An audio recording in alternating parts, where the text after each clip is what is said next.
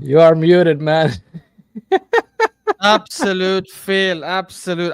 To be honest, I thought I clicked on mute. I could clearly see I'm clicking on mute, but Oh, I go guess ahead, go ahead. maybe I Just double go. Just clicked it. Yeah, but like, hello, hello, and welcome back to another video at Saad's Football Corner. As you can see today, the host was upgraded. Um, we finally decided that Saad was not good enough for this channel, so we decided to kick him out of his own channel and take yeah. over. We bought the rights, and now it's just me and Sami running the show. No, but in all Yep. seriousness, Saad couldn't make it. He has a family emergency, unfortunately. Um, we do obviously wish him well and wish him and his family peace at this time. And inshallah, he will be. Stop, Ade. I saw your comment. Anyways, let me finish my thing first. Yeah, so Go everyone, yeah, ahead. we'll pay respects to Saad. Obviously, they have a death in the family, so may God bless them and give them peace at this time and sabr, inshallah. And he will be back hopefully for the next one. And then obviously the other two frauds, Souls and TK, there's no point of even bringing them up. They're just absolute frauds, unreliable. Um, to be honest, I think T has a reason. T has a legit reason, but Souls has no reason whatsoever. It's just a waste man. But no, but big up to everyone. Sammy, how you Yo, doing, my man? I'm doing great, man. It's a great Friday. First of all, Saad, rest in peace. May her soul be always in Al Jannah, Ya Rab. Like the video, guys. We're gonna give you a lot. Look, this stream right here. This is when I'm gonna know really, am I in accord with this fraud Ash or not? I'm gonna figure it out. Now it's Omano. You know what I mean? Like man to man. We're gonna now talk about a lot of things, and let's see at the end of the stream. We're gonna keep it hot, keep it spicy, and hit the like button, guys. Come on, let's go. Let's go, Let's man. go, let's go, let's go. Yeah, inshallah, yeah, guys, please don't forget to like and subscribe and obviously share the Mhm. video. And yeah, look, the two of us is all you need. These are the best two Let's people in the show that have go. rational conversations. Yeah, Lutfan, that's what's up, man. That's exactly what's crossing my mind. Yes, Lutfan Let's says see. Progression FC versus Deadline FC. Yeah, that's true. I That's have true. some things, man. Listen, man. For me, I wrote down something just for you, Ash. Just special things Oh, for I can't wait. I love a you. good debate, bro. I love a good Yeah. debate. Okay. It's All very right. difficult to, I was gonna say something that's very arrogant and cocky as a joke, but We'll even see. like Man, we'll see. I'm not egoistic, so I can't even as a joke, I Let's can't see, even say man. it, to be honest. You're gonna be dead here, man. Just let's see. I Yeah, have it bro, flipped up. let's see. Let's go. Let's see. I'm looking Okay. forward to it. But look, Go ahead. unfortunately, Sammy, we have to start with the shitty performance from a few days ago. Oh, Not the best topic to try and start with, but it is what it is. Big up Hyper as well, who says big up Sad Rough. Okay, first amalgamation of our name. Um, but yeah, like obviously that game against Crystal Palace, mm. very very poor performance overall. Even though we were winning 2-1 and we gave away a goal at the end, I still think our performance was horrendous overall. But yeah, tell me, what do you think, man? How did you find the match? What did you think of the selection and the performance of some individuals? Well, look, we said the league is gone and done. This is just a dead rubber game, but there are some key points we need to take, and really, this is worrying me personally as an Arsenal fan. The first one that we lost, we drew while we are leading. We were ahead. So a team like Crystal Palace coming back at you, this is really really not good mentally speaking, and kind of demotivates, not demotivates, like demoralizes the confidence you have. It weakens the confidence you have. When you're leading, all you have to do is keep up the lead. But we failed to do that, and Mateta managed to score a bracer for them. He just looped it on top of Raya, idiot. But the other thing that really really worries me the most is William Saliba. William Saliba and I mentioned this to you in the chat because I really want to stress this point.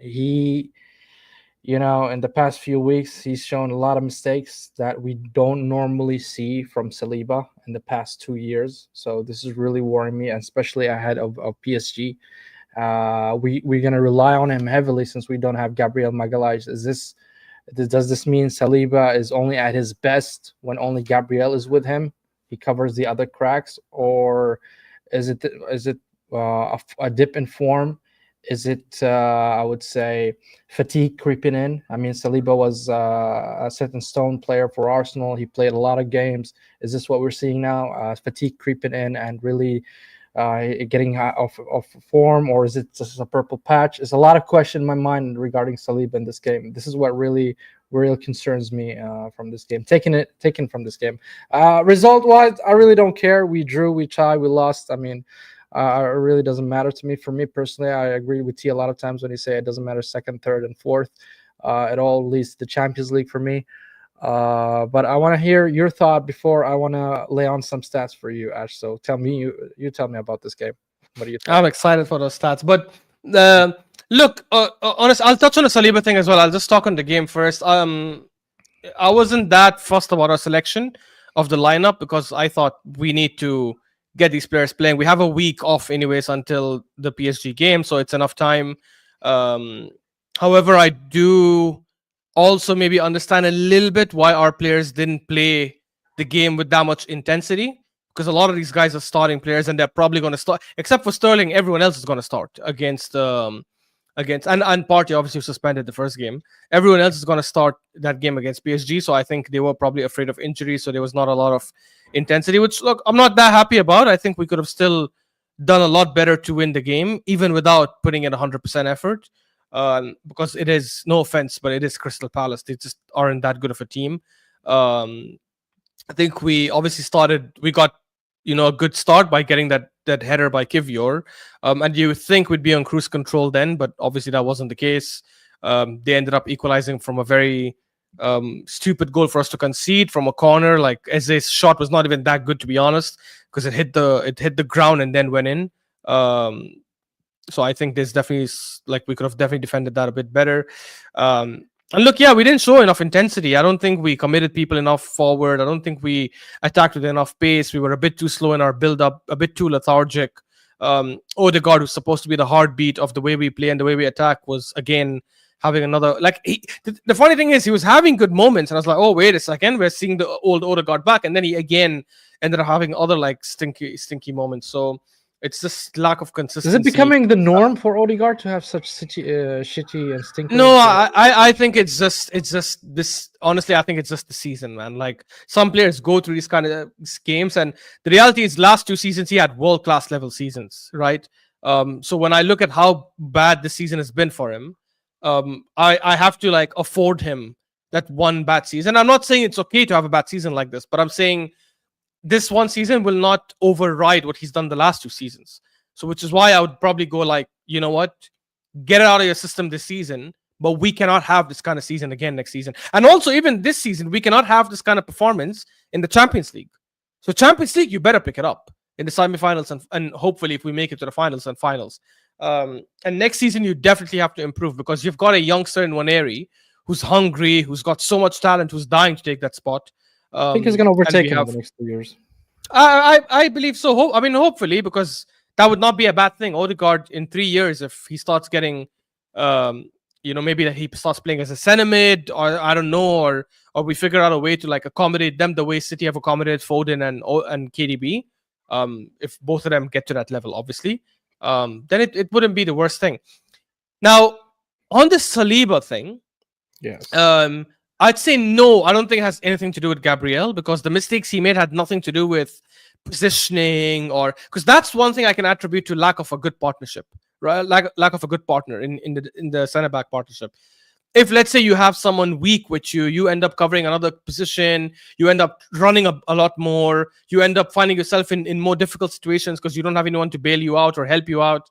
But in this scenario, in both cases, against Real Madrid and against Crystal Palace, there were silly, stupid errors that have nothing to do with the team he's in, the pitch he's playing on, the stadium, the atmosphere, nothing.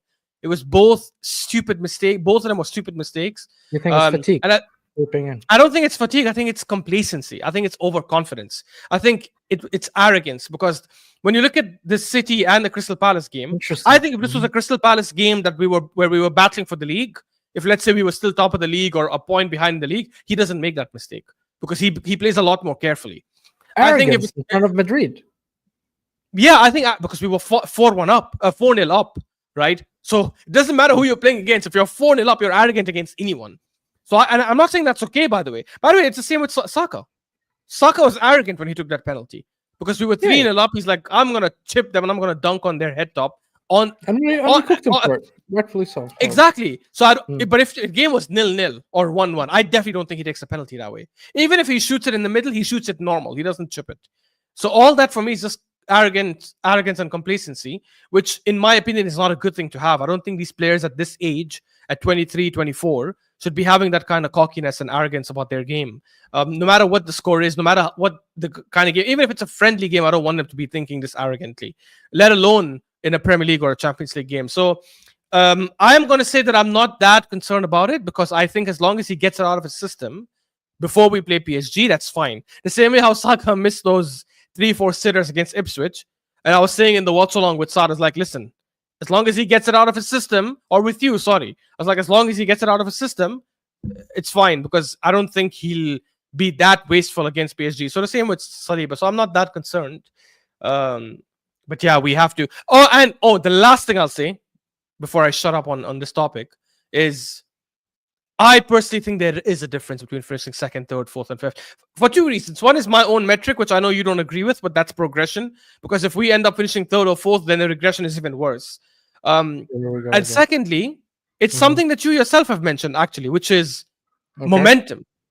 Right? I think momentum does matter. I know people are saying Champions League. Because I believe you hit the reset button the next season. I mean, no, momentum. I mean, for the Champions League this season. I mean, momentum for the Champions League this season. Not just big up to Hooks, by the way, who's joined. Hooks, let me know if you're free. By the way, I can send you the link. Let me know. I'm saying like momentum for even this season for the Champions League.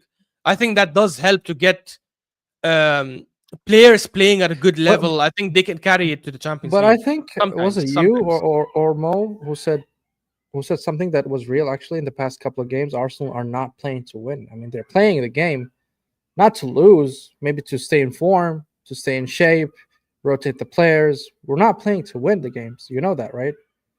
I mean, at least but again, okay. Is that's what I'm saying in the Premier League? Yes, but is that a good thing? That's not a good thing. Well, because it's a dead rubber. I mean, you're not gonna overcommit to something that you know that you lost it. You're like 13 points behind freaking Liverpool. Yeah, but then don't let Forest or Newcastle overtake you either, right? Like, because that becomes even worse. And I'm pretty sure that these players have that ego where they probably want to hold on to second, because they're like, in their heads they're probably, okay, you know what, second is better. I know how we look at it as fans. Arteta seeing like eyes on the prize, you know, which is the UCL. Put everything there, and I mentioned this back in Feb, even Jan. I told you put everything you have in the UCL, and he did. And I'm rooting for him for that. But the last games, Arsenal are not really playing to win, so I can't really hammer him for not winning or drawing. For what I take from it is the readiness or the way we look for the UCL games. This is my concern currently at this particular moment in time, because Liverpool is too ahead for me to concern myself. You know what I mean?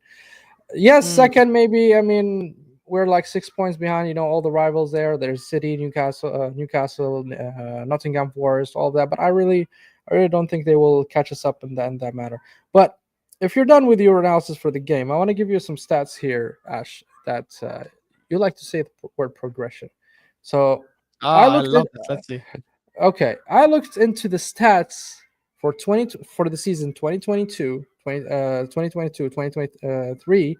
23-24 and 24-25 on the round 34, which we are right now at this current position. Okay, let me give you some stats. In 22-23, we had 78 points. 23-24, we had 77 points. That's a 1 point. That's fine. I'm not going to consider it regression.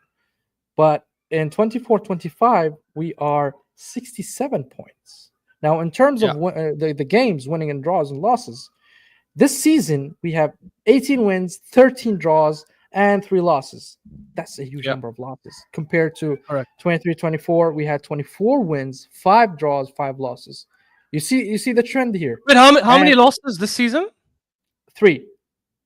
but 11 which is draws. less than last season. But yeah, 11 draws is horrendous. Not even 11. I think it's 13 draws. No. Sorry, 13. 13. You're right. It's 13. Yeah, So it's we bad. are like one draw behind Everton. Everton has 14. So man, it's Yeah, it's it's remarkable. And 22-23, we had 24 wins, 6 draws, and 4 losses. So and we are 12 points behind Liverpool.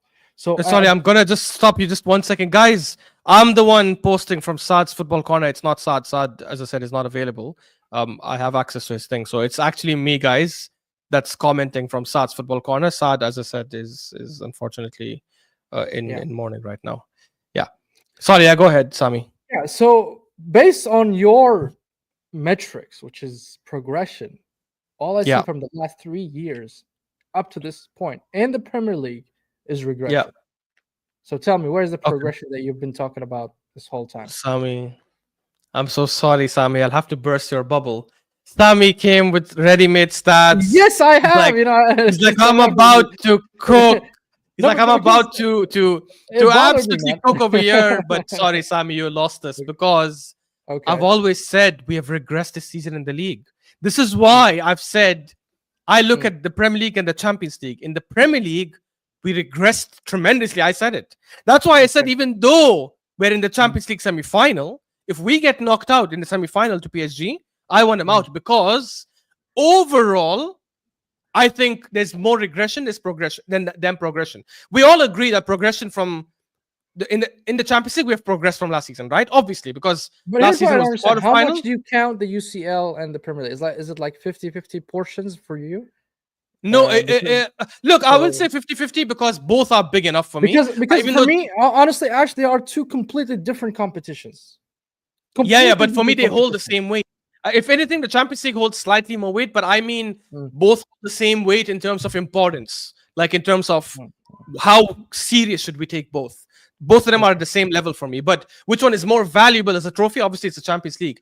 The reason why I'm saying, even though we've progressed in the Champions League and we have come to the semi-finals, I would still want him sacked if he doesn't make it past PSG's because I think the regression in the league is too big for it to be covered by progression to the semi-finals in the Champions League. Even though, yes, it was an amazing performance. We knocked out the champions. In fact, we didn't knock them out. We whitewashed them. We slapped them up. I said whitewashed. We rinsed them, right? So there is progression in the Champions League. Don't get me wrong, but I still think the regression in the league is bigger.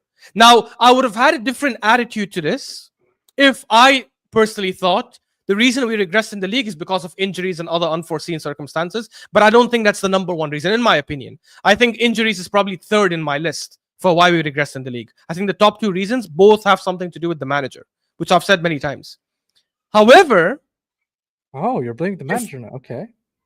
Sami, you've been streaming with me. I've criticized him for many, many things. You will not find a single person at Arsenal, player, manager, owner, whatever. Saying progression.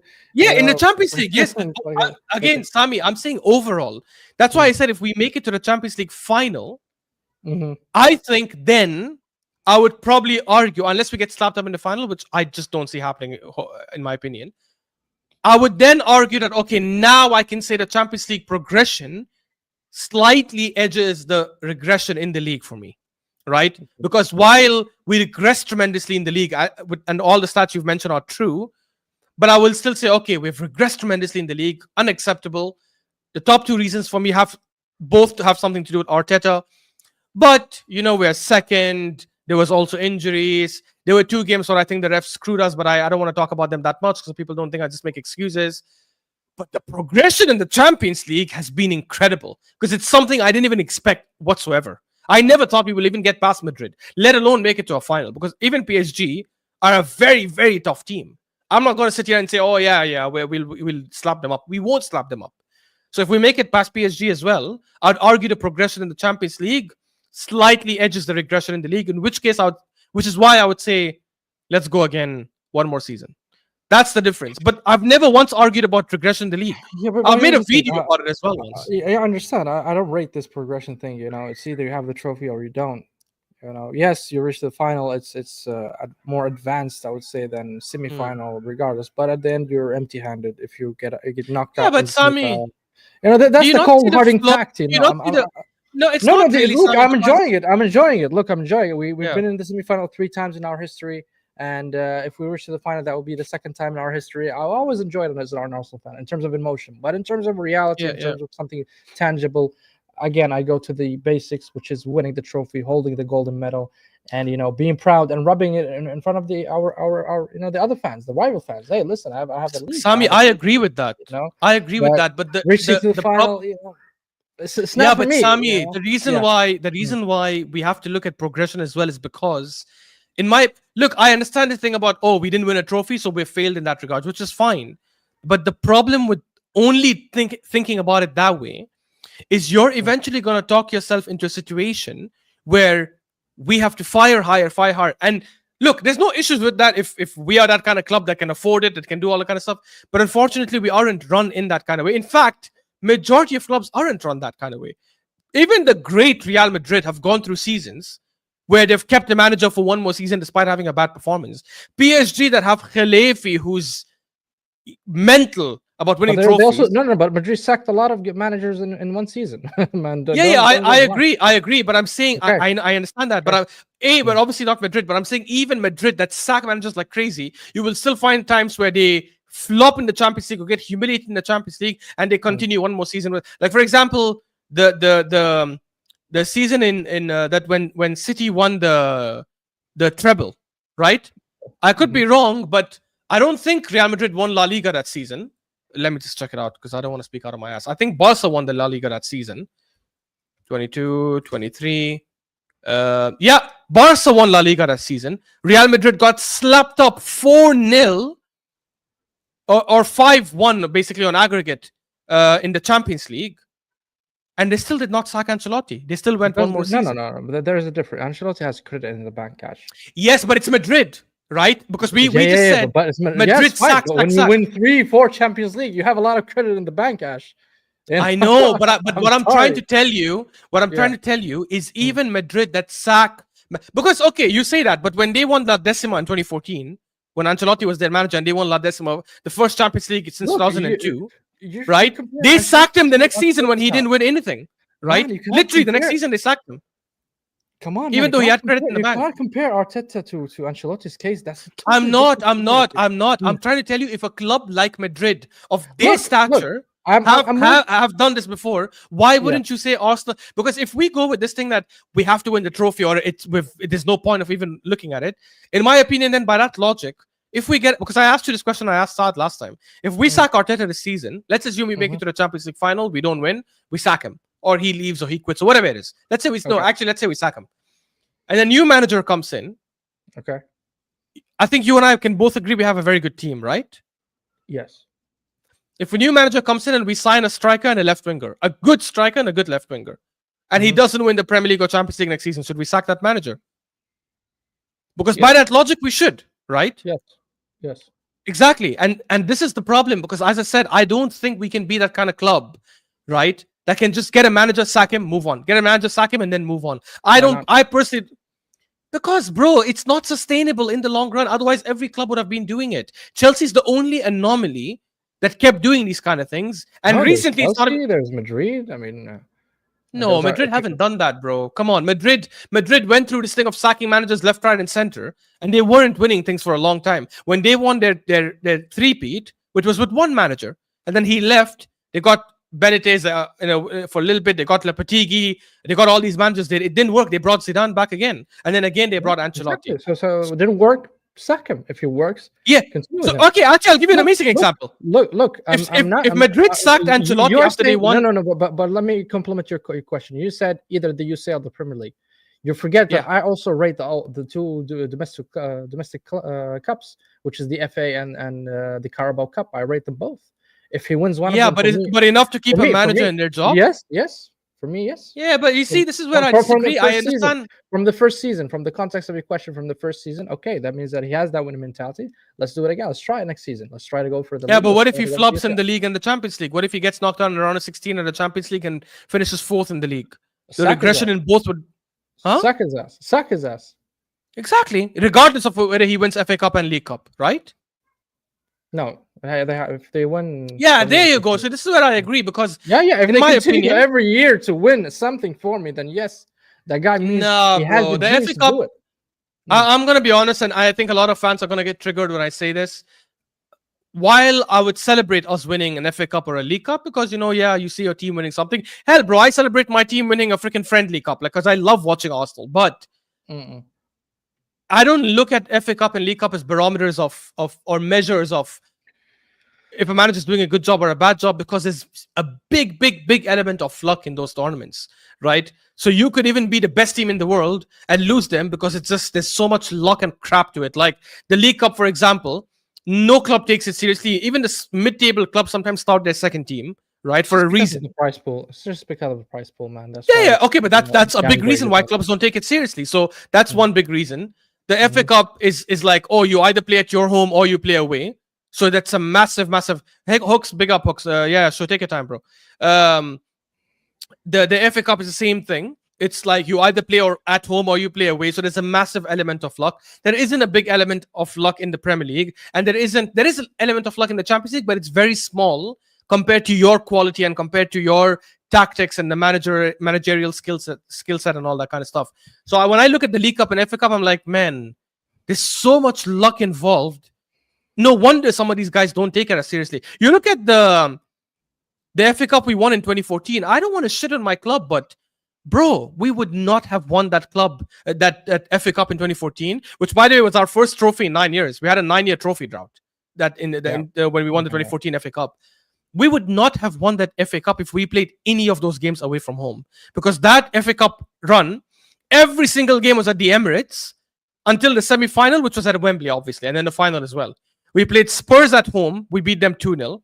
We played Liverpool at home, who, by the way, slapped us up 5-1 at Anfield that season. And luckily, at home, we played them and we beat them 2-1 when Podolski and I think Cazorla, if I'm not wrong, scored. We played Everton at home and we beat them 4-1. That same season, we played Everton away from home at Goodison in the league and we got slapped up 3-0. And then we played, obviously, Wembley was it Wigan in the semi-finals? I think Wigan.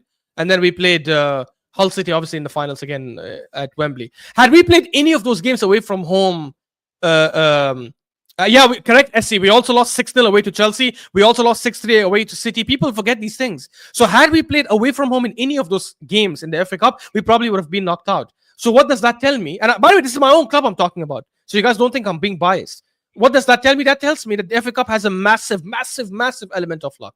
Whereas Champions League, you're playing home and away. Premier League, you're playing home and away. You're playing with your best team. Look, I'm just gonna end this with saying having 4 or 5 years without any trophy for Arsenal Football Club is too long for any manager to say. It is bad. It is that. bad for Yeah, sure. I'm sorry. Forget about the progression. I mean, not having trophies as an Arsenal fan, as an Arsenal club, it's unacceptable. I'm just saying it, plain and simple. It's unacceptable for me. And I So think let me ask for a you, lot of Sami, Arsenal fans, this raises a good question then, right? Okay. Because one of the reasons why I wouldn't want to sack a manager that's progressing, unless Pep Guardiola or Klopp is available, as I said, which they're not, is I think we have a better chance of winning with this manager while he keeps No, improving us. you cannot claim that. You cannot. No, I'll tell you why. I'm going to come to it. I'm not saying that about Arteta generally. I'm saying as long as he's progressing us, forget Arteta. I think any manager that keeps progressing stating a it club, as inevitable he's gonna win. You don't know that, Ash. No. That's why I'm coming to that point. I'm saying there are probabilities. I have to look at probabilities. I'm saying there's a bigger probability that a manager that keeps progressing a club can win something with that team versus a new manager that comes in as again, unless they're Pep or Klopp or a legendary elite manager, which I've said many times. If that kind of manager becomes available, screw the progression, get that manager. There's a bigger chance this progressive manager wins something eventually versus a new manager that comes in and regresses. Now, Souls asked me this question a couple of weeks ago before we played Madrid and said, Ashraf, why would you want to sack him? What guarantee do you have that a new manager comes in and wins something with the club? I said, I don't have a guarantee, but the probability that a new manager comes in and wins something with this team is better than the probability of a manager that has been progressing and suddenly regresses, because I don't think they'll be able to pick it up again, right? So I always look at the probability of which one is high. That's why I wanted to. No, it's a too open question because it depends really on who comes to Arsenal. Okay, Yes, who do you think right now could come to Arsenal that would tell you there's a better chance? That's no, I available. mean, I don't know. I don't know. We could you could Yeah. approach Xabi Alonso, even though Madrid wants him. You can approach Diego Simeone. You Okay. can approach a lot I of agree with coaches. Xabi Alonso, but he's going to Madrid. Simeone is not leaving. Yeah, I We know understand. that. So I And cannot Luis say Enrique that. is the other one who's also not leaving. So now who else? Whatever, man. What I'm saying is you cannot know and give me like this probability. If it's a new manager, maybe the probability is less by keeping Arteta. You cannot push that narrative because you don't know, and I personally don't know. But on that thought, I mean, I understand your point, but again, we're just gonna. Do you accept as an Arsenal fan to have 5 years trophyless, regardless of progressing or not? You don't. I think you don't. I mean, of course I don't, but I wouldn't Okay, sack a manager just because of that. No. that's all we want to hear because a lot of the Arsenal fans are getting sick and tired with Arteta. We gave him the time, we gave him the money, but he's not delivering up to this point. Maybe you want to give him a year, like Souls. You and Souls want to give him like one more year because of what he's doing here. And Nah, Souls. I'm sorry. Sorry, Souls. If you're listening to this later, I am gonna shit on Souls a little bit. Souls is like, regardless of progression or regression, I want to keep him one more year, which I don't agree with. Because when I asked him, what's up to this point, you want to keep give him one more year, right? No, only if he progresses us. No. I don't. In fact, if the season ends, if we lose to PSG, you want him out 100%. That's what I'm saying. Final. I think you told me depends on who we're gonna play and how the game goes, right? No, but even if we play Inter Milan and we lose, but it's a very close game, I would still probably say, okay, it's still progression. But the difference between me and Souls is that whether you agree with my logic or not, at least my logic is consistent, right? Souls doesn't have a consistent logic because when I asked him why give him that 1 year if we regress, for example, or even finish fourth in the league or get knocked out to Madrid or whatever it is, he's like, yeah, because I think, just 1 more year. I'm like, why 1 more year? What's your logic? Why did you choose this 1 more year? I'm not choosing a year or 2 or 3. I'm saying as long fanboy. He's Arteta fanboy. I don't know. And sorry, Lutfan, I'm gonna have to say this. Bro, honestly, you don't know me that well, Lutfan, because the reality is I wanted Wenger out from 2011. I have posts to prove it. I'm part of an Arsenal football group on Facebook. Yes, Facebook. I am that old, guys. Stop laughing. I know some of you guys will think, oh my God, he's using Facebook. Anyways, that has over like 10, 15,000 members, and I'm admin there. And I have screenshots from 2011 saying get Wenger out because he was regressing us at that time, right? This is Ashraf, who's 14 years younger than what he is right now. And even then, I had that same mindset. If a manager's not improving as and progressing as he should go. And this is Wenger, 2011, guys. Remember the Wenger out thing became loud in 2015, 2016. Especially after the loss against Man United 8-2. That was no, even after that, when it became really vocal, when it became super vocal and a lot of fans started moving to that side, was around 2014, 2015 when we started bottling the league, right? But winning the FA Cup gave people some hope and it shut them up for like 1 or 2 years because we won back-to-back FA Cup and people are like, wait a second, maybe we could come back. 2011, Lutfan, was because we kept getting worse. So 2007, 2008, we obviously lost Henry, but we had a fantastic season, right? If you guys remember, we finished third in the league. We were 4 points behind United. Nobody even thought we were going to compete because we lost Henry, our legend. Right, we had a bunch of youngsters. We had Hleb and Flamini and Fabregas and Van Persie and all these guys playing with us. And yet we had an amazing season. And if Eduardo didn't break his leg, we probably would have won the league that season because we were 5 points ahead in Feb in 2007, 2008. Yeah. So I was like, okay, you know what? Damn, he's lost Henry. He lost Vieira before that. He lost Sol Campbell and all these guys before that. And yet look at the season we had. 2008, 2009 was a poor season. But we reached the Champions League semi-finals, even though we got slapped up by United. I was like, you know what? Maybe with some improvements and some signings, we'll get a bit better. 9, 10, I was like, yo, what the hell is happening? And I started questioning it then. 10, 11, when we lost that League Cup final to Birmingham, I was like, bro, stop. That's it. And then, a couple of weeks later, I think we also lost to United in the FA Cup when they started 6 defenders that game. We lost 2-0. And then later, we also got knocked out by Barcelona, even though we got ripped off because the referee sent off Van Persie the wrongly for that red card. But regardless, we still got dominated anyways in that second leg. And that's when I said, listen, he's not going to improve us. And it just kept getting worse. But yeah, anyway, sorry, guys. I went on a tangent on Wenger. But yeah, look, this was a good conversation. Guys, please don't forget to like and subscribe, obviously, and share this video. We will have Hooks joining us in a bit. So you guys know how No, Hooks is. He's going to come with a strong personality. I'm going to ask him how his stance is, because Hooks has had very differing opinions in the last 1 year, which is completely fine. People are allowed to change their mind if the facts change, which is fine. I'm just curious to understand where he stands now with Arteta, because Hooks was a staunch Arteta proponent for the last 1 year, and I'm wondering if he's still in that same boat. But yeah, so tell me, yeah, Sami, Partey. man. That was a shock, because I swear to God, I never expected that to be the case. What are your Man, thoughts?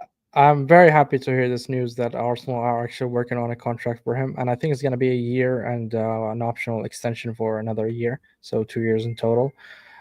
If the rumors are true and the news are, well, we would say the news are true that we're actually going to sign Zubamendi and we're going to have Georgina out, that really, first, it allows the transition from Partey to maybe a better player like Zubamendi and having Rice and Odegaard in that midfield. Also, if you look at it from squad depth, it's better to see. Oh, look, we have Partey in the bench. We don't have Jorginho in the bench. You know what I mean? So that really elevates and gives squad depth to the team. Partey is an experienced player. I think he's playing his best years now. We've seen into the past 3 years. Unfortunately, we had some doubt of him because of his fitness and his injury record. He had a lot of injuries, which really slowed him down. But we're now seeing Partey. Now we were lucky to see Partey the full season, and he was phenomenal.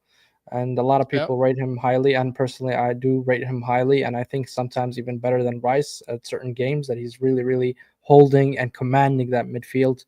Uh, this season in particular, I think he is the best DM.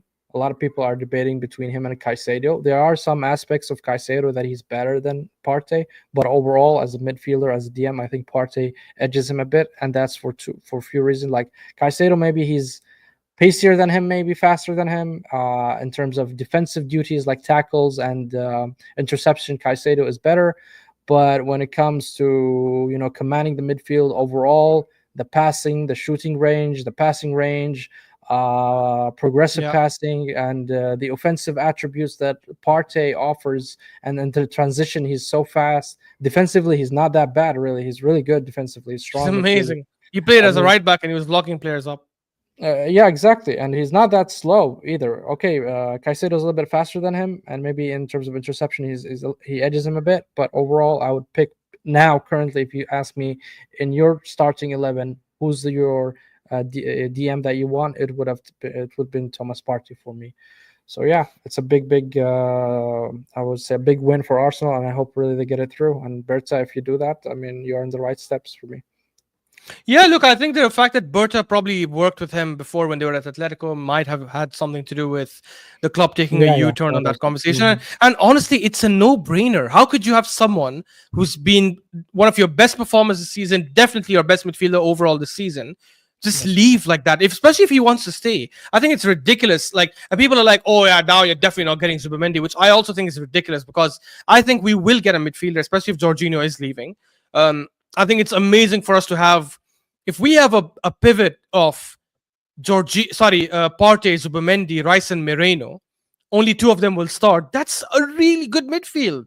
That's proper depth. What else do people want? This Exactly. guy, in my opinion, he's 31, so he's not even like he's 35, 36. People are like, oh, his legs are gone. It doesn't look like his legs are gone, because he's sprinting back. He's quicker than a lot of players.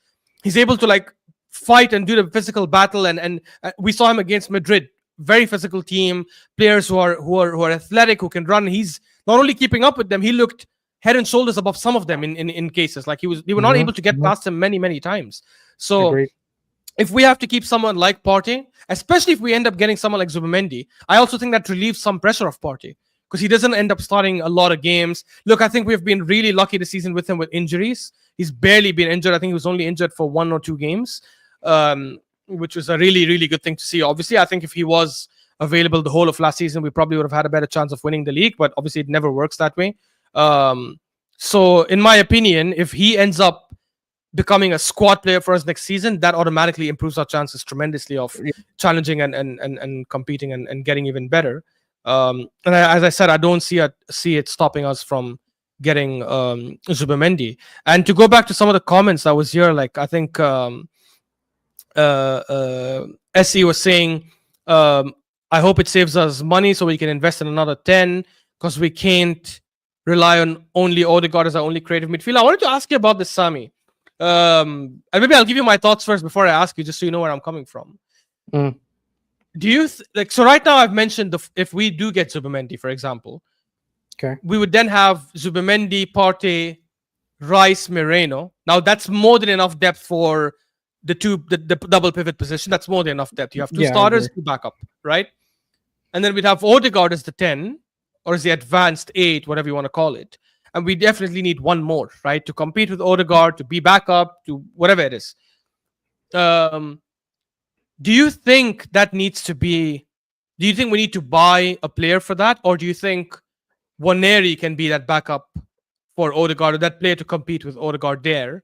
And that way our midfield is complete. We don't need to get anyone. Well, currently in the market, I think there's only the Wirtz is better than him, but there's not much 10s there that actually put us like a very ahead and you say, oh, this is the 10 I want. You know what I mean? And Waneri for me is the type that Arteta really likes, that the player that is diverse, that you can utilize him in the right side, you can utilize him in the attacking midfield.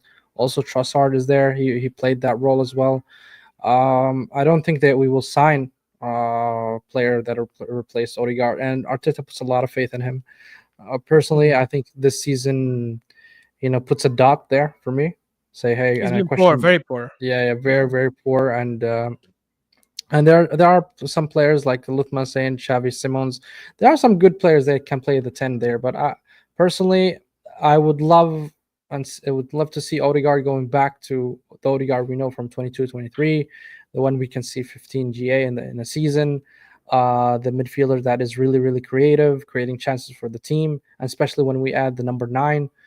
But this season, there's a seed of doubt for me now. I'm in between here. I cannot say Odegaard out, and I cannot say keep going with Odegaard. I'm in between, to be honest, right at this particular moment of time, because like you said, in the past 3 years he actually performed, so there is slight credit for him, even though he didn't win trophies. But in terms of performance, he has that credit for me. So I hope that he goes back to the Odegaard we need. But addressing your point, I don't think we should focus on the 10 right now. The number 9 is what we really need to focus, and the left wing. Look, I hear you, and I know Lewis Christie. I know you've mentioned this a couple of times. He said, "Have we ever played a double pivot under Arteta?" But fair. We don't play with a double pivot that way because we play with a deep midfielder in Partey, and then Rice and Odegaard are a bit ahead. So I get what you mean. What I meant by like the double pivot is just having a DM and a CM, right? Because for me, I know people are saying Odegaard is an advanced 8. I still see him more as a playmaker, more as a 10, because he does not only lead the press, he's also sometimes in the box trying to finish shots when the passes get squared, and that's where a lot of 10s end up operating. I think the only thing that's annoying about his game for me, which maybe could be instructions from Arteta, I'm not 100% sure, is the fact that the fact that he ends up only playing on the right side. And I think that's a big, big disadvantage for us when we try to set up. The fact that he's always there makes it super predictable, right? And I know it's on his stronger side because he can cut it on his stronger foot. But I think if he's just allowed to roam around in that midfield position... Do you think he's capable, or this is clear instruction from Arteta? No, I think he is capable. I think it is instruction from Arteta because Rice stays on the left, Odegaard stays on the right. They never interchange. Like, you never see Rice come onto the right side. You never see Odegaard come on the left side. And I don't necessarily think that's the best thing to do, because sometimes when you switch them up a little bit, it becomes a little less predictable, which allows us to create in a better way. It allows us to surprise teams a lot better. So I do want to see Odegaard, especially if he's struggling a little bit on the right side, maybe move a bit to the left or move in a bit centrally if needed to try and create something and have a bit more open spaces. But yeah, we'll obviously have to see how it goes. Now, I personally think with Waneri, his future is going to be the 10. I don't think it's going to be the right wing, because that is his original position. That he's not the best creator. I think he has to improve that part of his game, but he likes to shoot. He can go right, he can go left. He likes to take on his man. He can do a lot of damage from that midfield, and I think he's good enough to help us keep possession and control the game, especially in tight spaces. whenever needed, especially in tight spaces. Which means we need to get a backup for Saka or competition for Saka, because for me it's unacceptable. Yeah, it's unacceptable for us to not have winger. We need a winger that actually can play. Either you get both wingers, but I don't think Arsenal will be able to get two wingers in one summer transfer market. So I think we need a winger that actually can play both. I think we can. I think the right winger backup shouldn't be someone expensive. It could be someone unknown from the Brazilian league or whatever. Not Marquinhos, obviously, that the flop that we got. Maybe someone a bit more talented, right? Okay. Who can actually be a decent backup, could be a surprise. What happened to, there's a reason why we have scouts and we pay them a lot of money, right? You need to be able to go to some of these leagues in Brazil and Argentina, or even in Europe, maybe in France or wherever, and get a young, 18, 19-year-old, 20-year-old right winger who seems like he could have a good, bright future. Because that player will be a lot more willing to be backup for Saka and wait for his opportunity. That player will also not cost us that much money, so we don't have to sit and wait, think about, that's going to take up. Because don't forget, Arteta is playing Gabriel Jesus in the right as well. Yeah, which is ridiculous for me. I don't think. First of all, Gabriel Jesus is not a winger. That's one, and secondly, I don't think. I've said this before. I don't know if you've ever heard my stance. I don't think any right-footed winger should play on the right, or any left-footed winger should play on the left. This is not the 90s anymore. It doesn't work. Wingers need to be able to cut in on their stronger foot, to shoot, to cross, to link up, to play, to dribble, to do the 1-2. It's not possible for them to do it. Martinelli looks a lot better, even though he's not been amazing last season, and this year he's had ups and downs. This season, when he played on the right wing a couple of games, he's been horrendous in all of them. But when he's played left wing those last couple of games, he looked like a different player. He's cooking against Real Madrid, cooked against Ipswich, has cooked against, I can't remember the other game when he came off the bench and he had a very good game, maybe Brentford or whoever. So yeah, and yes, I know what you're saying, Lutfan. Dembele is a dream because he can play equally good on both feet, but we're never ever going to get Dembele, so let's obviously not think about that. Speaking of Dembele, I'm watching the PSG game now. Just so you know, guys, they've started their entire full team. Not a single player is on the bench. So Pacho, Marquinhos, Hakimi, Mendes, Donnarumma, Neves, Vitinha, Fabian Ruiz, Desiree Doué, Dembele, and Kvaratskhelia. Every single starter, not a single one on the bench, and they're losing at home 2-1 to Nice. Before people say, yeah, but they've already won the league. Even if they've already won the league, that doesn't mean they will lose like that. That's one. And two, that maybe answers the question. If people are saying, because they've won the league, so they're relaxing, it's the same with Arsenal. Because the league is gone, which is why our players won't take it as seriously. So watching this just gives me... And now they're bringing Barcola for Desiree Doué. So that tells you their managers actually preparing for the game.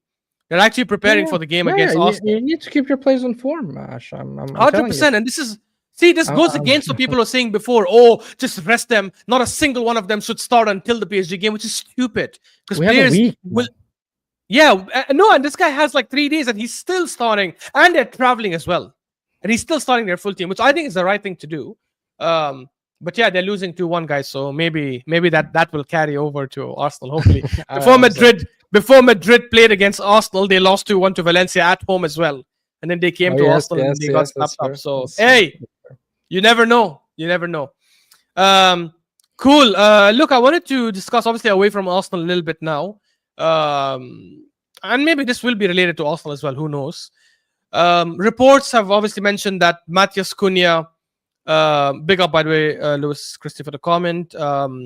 And big up to everyone else who's commenting. Guys, I'll obviously try to bring up as many comments as possible. So as long as they're within topic and it's a good question for us. So feel free to ask us any question you want. Hit the like button. And hit the like button, please.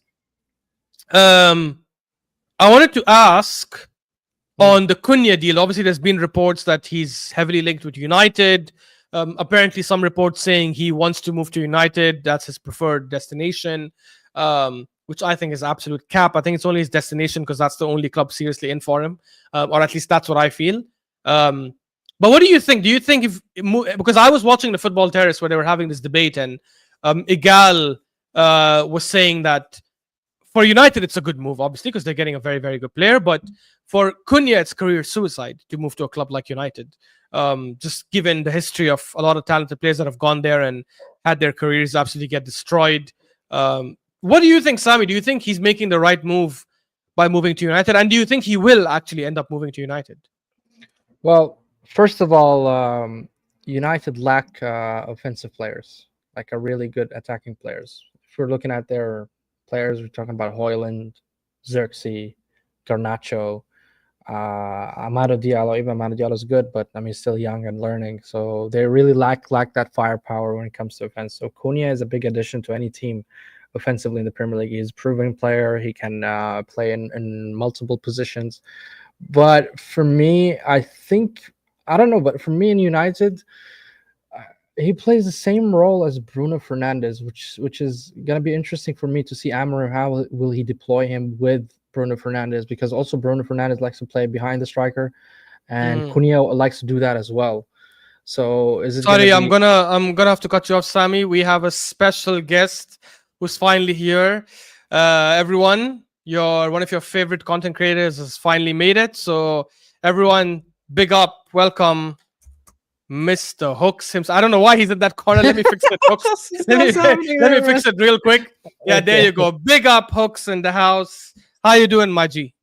Hey man, you don't need to give me that special entrance, man. Come on, man. I'm just a normal. Hey, brother. You're a big time player, guys. You need to be checking Hooks' thing. He's doing an amazing show, by the way. I love that content called About the Fan, where he gets fans, obviously, of different clubs, talking about why they've supported the club, and also make sure you guys check his channel. It's really blowing up. I'm doing one tomorrow. Laugh if you knew how I supported Arsenal, man. Shit.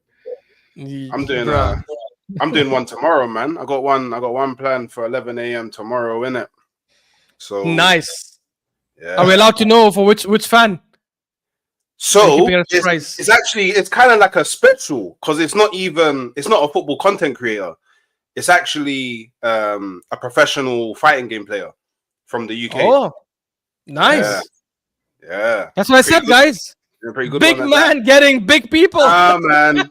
Nah, just a normal brother, man. Just doing my thing, man. I'm just trying to, you get me, just make my way into the world, you know.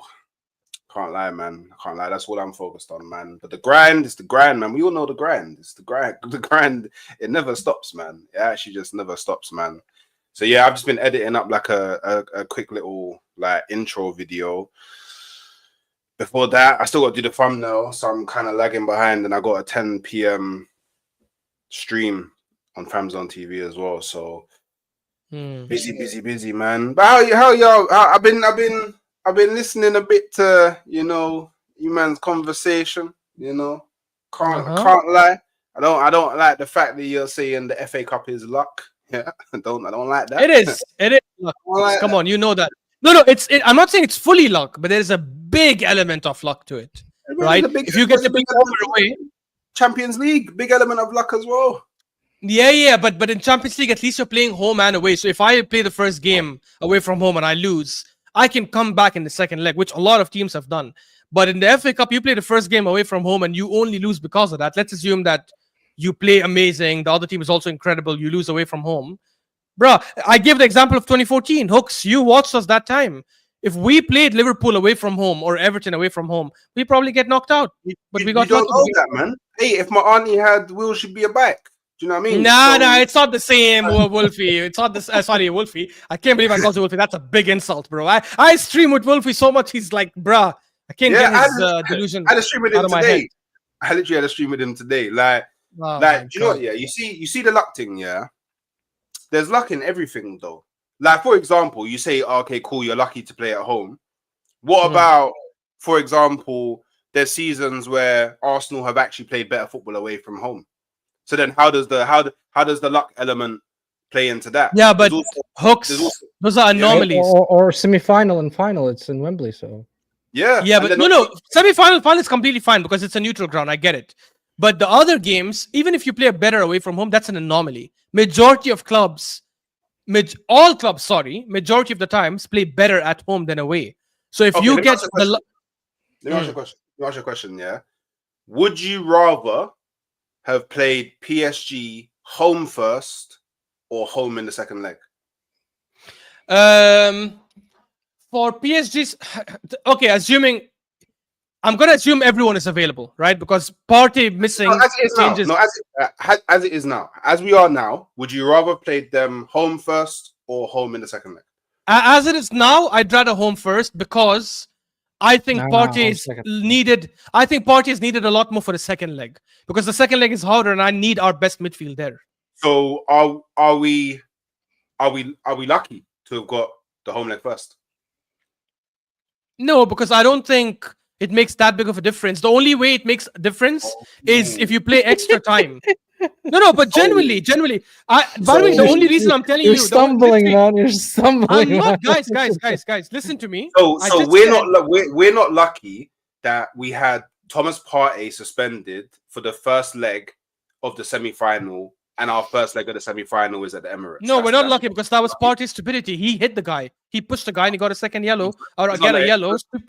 Oh, so it's not so. But would it not have been very unlucky for us to go to the Paris ground? Hooks, but there's a difference.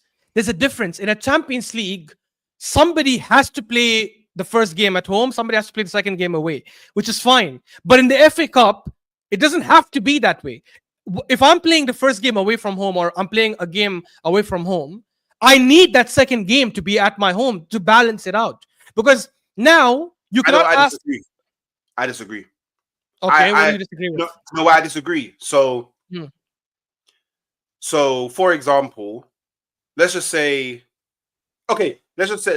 example that you used, 2014, where we beat Liverpool 2-1 at home, but in the league we lost 5-1, at their correct ground. away from home, yeah.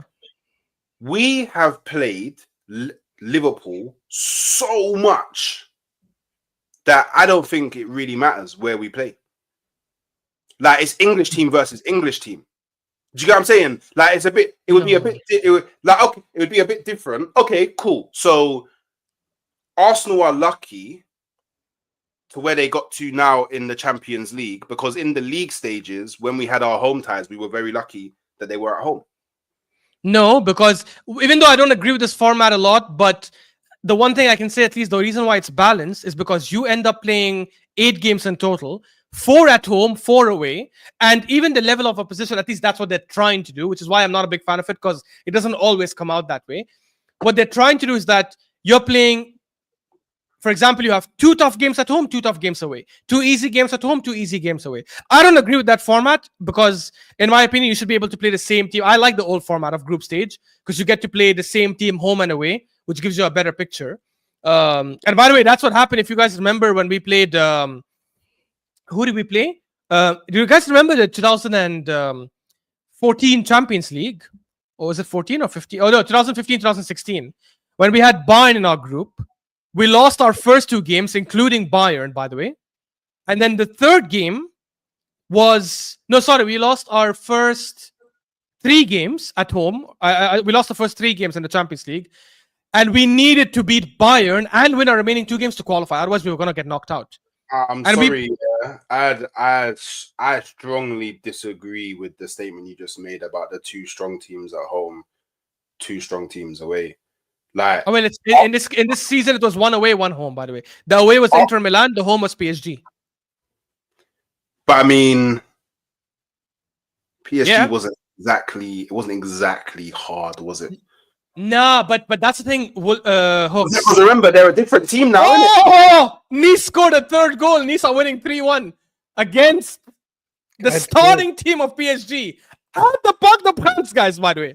At the Parc des Princes. But anyways, sorry, I digress. Because remember, because PSG was a different team then, innit? Because that's what everybody's saying. So but Hooks, that's not the point. Wasn't the hard, point. If they were out of form, that's on them. The point is, it was supposed to be a good team. They were a strong team. Yes, they ended up not taking Dembele out of disciplinary reasons. That's their own choice. And obviously, they didn't have Kvaratskhelia at the time because they only bought him in Jan. But they were still a good team. And by that time, they were actually one of the most informed teams in Europe. I don't know if you guys remember. They're one of the very few teams that didn't lose a single game, obviously, until they played Arsenal and lost. So it still worked out in that way. But in the FA Cup 2014, that season, Hooks, we lost 6-0 away to Chelsea, 6-3 away to City, 5-1 away to Liverpool, 3-0, was it 3 or 4? 3-0 away to Everton. Yeah, but League and FA Cup is like League and Cup is different.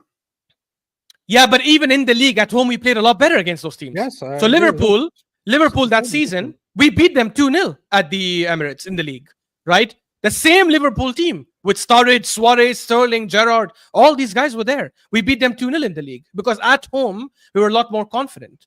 Again, by the way, the opposite can happen. Like this season, we lost to United at home. So that can happen, but these are, again, anomalies. We didn't lose at home to United because United was so good. We lost. We didn't lose. We got knocked out. Sorry. Yeah, we got knocked out on penalties. Exactly. That's only because we managed the game like crap. Had nothing to do with home or away. Yeah. But anyways, I just don't think it's the same as the Champions League or the league, man.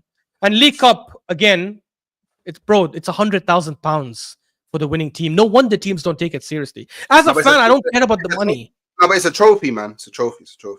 Yeah, I understand. But then, Hooks, why aren't teams taking it seriously? How come every big team never takes it seriously? I mean, Manchester City under Pep took it very seriously when he first came in. No, they didn't. They started their second team. Yes, their second team was. They won it 4 times in a row. Because their second team is better than every other team. That's why they didn't start. Go look at the lineups they were starting. Only 3 or 4 starters were there. The rest were all second team. Yeah, but that's because their second team is so much better than everyone else's. Yeah, but so they took it serious. They didn't. Bro, if they start their second team, that's not serious. That's just the second team is that much better. But you just said that their second team was better than the other teams. So that's Manchester because City. They built their squad correctly. Yeah, because they built their squad. That's just Man City having amazing depth. Yeah, but Hooks, we've done the same thing. Did they put out reserves and under 18s and all of that, or was it just second string? No, but Hooks, we don't do that either. We don't play our reserves. We play the second team as well. United play the second team. Liverpool play the second team. The difference between our second teams and City's is at that time, maybe not now. I know City fans will say their depth is not as good as now. But back then, a couple of seasons ago when they were winning 4 League Cups in a row, their second team was better than most Premier League's first team. But they were still starting their second team. We were starting our second team too, but it was crap. Also as well, do you think just because, in your opinion, clubs don't take it serious, do you think that fans shouldn't take it serious? I think the League Cup fans shouldn't. FA Cup, I think we should take seriously because every country has the domestic league, the domestic cup, and then obviously the European competition, which is the Champions League. I think the League Cup is just an additional trophy, which is probably why also teams don't take it as seriously outside the money aspect, because they look at it, okay, this is a second cup that's also there. It's extra games. I think you celebrate winning a League Cup 100%. I just told Sami I would celebrate winning a friendly cup because I like my team winning. I like my team playing games and winning things. But I wouldn't use it as a barometer of measuring success or anything else like that. I would still sack a manager if he wins a League Cup and FA Cup, but regresses in the league and Champions League, for example. Because those are the things, again, for Arsenal. If I'm not this is why I criticize Wolfie, because Wolfie says, I don't give a shit if I win the FA Cup. I just want to qualify to the Champions League. For Forest and these other teams, again, no offense to any Forest fan watching, you are not that club. You're not Arsenal. You're not Liverpool. You're not Chelsea. You're not United, even though United are in the mud now. We, as those kind of big clubs, should be aiming for the top because we don't get paid the way those clubs get paid. We make way more money than them. We have way better resources than them. We have better stadiums. So what's the point of us making all that extra money and having way more fans around the world and competing at the likes of Crystal Palace, Forest and stuff? What's the point? We have to demand higher expectations from these big clubs. Okay. And then the only other thing I wanted to do was this question. You want just a little question, because I have a big question coming up for you, bro. Because I remember your stance from a year ago, so I'll wait. It's a little question, yeah. Why do you think that we have a higher probability of winning something with Arteta than another manager? Yeah, that's a good one. Good question. Currently, in the current situation, I don't. So as I said, it depends on how the season ends. If Arteta progresses us, I think the chances of us winning We can't something with a progress manager. Sorry? We can't progress now, though. No, we can. If we make it to the Champions League final, you've progressed in the Champions League tremendously. How is that not No, progression? but he's being the whole progression kind of like, I guess, theory, has always been applied to the Premier League. Not for me. Never. I've always looked at the league and no, Champions League. but when we talk about progression at Arsenal under Arteta, it's always been framed from how we perform in the Premier League, because this started before we even was in the Champions League. Hooks. Nah, man. Like, Never.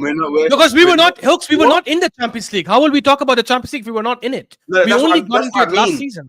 But that's what I mean, though. Like, the talk of Arteta and progression the and Europa that League theory came prior. Yeah, but I don't. Yeah. It came prior to us even being in the Champions League. So it's in, like, when people are talking about Arteta and progression, it's linked very intimately to the Premier League. So you can't say, oh, if we get to the Champions League final, we've progressed, because the measurement hasn't been Champions League. The measurement has always been how we've done in the league. No, I disagree for two reasons. No, that's why there was even obviously I'm paraphrasing you here, because you may have said it in a bit of a different way, but you alluded to the fact, I think it was last season, when we finished last season, you said we progressed because we finished on higher points. So we finished second, but we finished on higher points, and we took it all the way to the end of the last season. So the last day of the season. So, and one more thing as well. And we progressed forward in a European competition, because the Europa League, we were getting knocked out in round of 16. Champions League, which is a harder competition, we made it to the quarterfinals. I mentioned that. I remember the stream on South. Okay, so let me tell you this. First of all, maybe the others have said that. I've always said this. I think the stream on South channel, I think all of us were there, obviously not Sami, but T and Martin and all the other guys, but I've mentioned this. The reason why I look at the Champions League as well, because obviously these are the two biggest competitions that we compete on. I think both of them are at a similar level for me. And the reality is, you're competing for both, you're playing for both, you're using your squad for both. So I have to look at both competitions. This season, if we make it to the final of the Champions League, the progression in the Champions League, I've said this to Sami earlier, trumps, I think there is massive regression in the league, even though we're finishing second. So I look at points, I look at performance, I look at how we've been, the style of play, the goals and all that stuff. I think there's big regression in the league. And if we get knocked out in the semi-finals, even though that's progression in the semi-final, in the Champions League, I think the regression in the league is bigger, in my opinion. So overall, I would say we've regressed. But if we make it to the final of the Champions League, what I was telling Sami and what I keep saying on this channel is, in that scenario, I think the progression overall would be big. The progression in the Champions League would be bigger than the regression in the league. Now, to come back to your original question, if we progress if we make it to the final of the Champions League, by my metric and my logic, that means overall we progressed. The reason why I would then keep him is because I believe a manager that progresses us season on season has a better probability of winning something than a new manager coming in, unless that manager is elite manager. And we have named a couple of names that I would definitely swap Arteta for, even if he progresses us. However, if Arteta doesn't progress us, let's say we get knocked out to PSG, right? For me, that would be regression overall. I then would say the probability of a new good manager coming in, and I would trust the club to do their due diligence the way Liverpool did with Slot, the probability of a new manager coming in and winning something with us is higher than a manager that has gone up and then regressed us. Because once you start regressing, I could be wrong, but I just feel when you regress without winning anything, it's very difficult to start climbing up again, right? So but what about okay, cool. So say we get to the final, we get knocked out in the final, and let's just say I don't know, we finish on mid 70 points and we end up second in the in the Premier League, yeah, in the league. Yeah. you would want to keep him because you think there's a higher probability of him winning something next season. Obviously, other than the big names, like I'm guessing you're putting Simeone in Pep, there, Klopp, or, Luis Enrique, Xabi Alonso. Ancelotti. Maybe not. I don't know. No, not I don't really- Ancelotti. I don't rate Ancelotti as a league manager, but the Okay, others, cool. yeah. But would you sack him for a manager that won their respective league that season? Like Inzaghi. No, again, depends on definitely not Inzaghi because I don't want us to change. I think our team is amazing. I think we're missing a left winger and a striker, and then obviously a backup for Saka. I don't want to scrap that up, and I think a manager like Simeone or Inzaghi, especially Inzaghi, means we scrap up the thing because they like to play in a certain way, which I don't think suits our team. That's why I mentioned Enrique, Pep, Klopp, Xabi Alonso. I wouldn't swap him if he progresses us unless that manager that's available is like a sure elite winner. So if you tell me someone who just won the Dutch league, for example, I probably wouldn't because I'm not so sure Slot how was they it? will fare. Well, Yeah, correct. But then Eric Ten Hag failed, so I have to look at both scenarios. yeah. But if Okay, Eric, but if Arteta regresses us, I would take that risk because I'm like, now that Arteta has regressed, I think the probability of him coming back up again is very, very low. So I'd rather take that risk and go with some other manager, even if they're unknown. But So next then, of course, I would trust the club to do their due diligence. Don't just go get me a bum from nobody, from Yeah, okay, nowhere. yeah. Make sure I you agree. study and you research and you do the work that Liverpool did. So by your I guess your line of thinking, next season, irrespective of anything, is Arteta's last season for you unless he wins a trophy. Most likely, because what is progression from a Champions League final? There's nothing more. You have to win it. He can't actually progress. Yeah. And here's the best part. Now that we have, people have to talk about this because this is very important. Now that we have a sporting director like Berta, who I think, I hope I'm not wrong, I think he's going to be making the shots. I don't think he's just going to be here to, I don't think he's just going to be negotiating for Arteta. No that way. becomes a lot better because that means, A, we end up doing the signings. We have someone else doing the signings. Arteta just gets to coach. And B, he's less close with Arteta than Edu was, which means there's a bigger chance he says, yo, I gave you these players. Because Edu and Arteta were close from a long time ago, right? Like they've worked together and all that kind of stuff. So I think that relationship was there. It's like when imagine we got Thomas Rosicky. We were rumored to get him, right? That would have been a horrendous decision because these guys are close friends. They played together. But if it's someone like Berta who doesn't have that relationship, and by the way, let me tell you this, and I said this to Sami earlier, I think Berta is the reason why we did a U-turn on Partey. I don't think we were planning to renew Partey. I think he's come in, he's worked with Partey before in Atletico. He's looked at him and said, man, this guy's having an amazing season. To be honest, I think irrespective if it was Edu or Berta or whoever the sporting director, I think Partey would have been offered that extension, in my opinion. Because I feel like Arteta would not. I don't know. Maybe. Especially after this performance this season, he was phenomenal this season. I don't know. Like I'm not sure, man. Do you know what? Wait, you think Partey was bad this season, Hooks?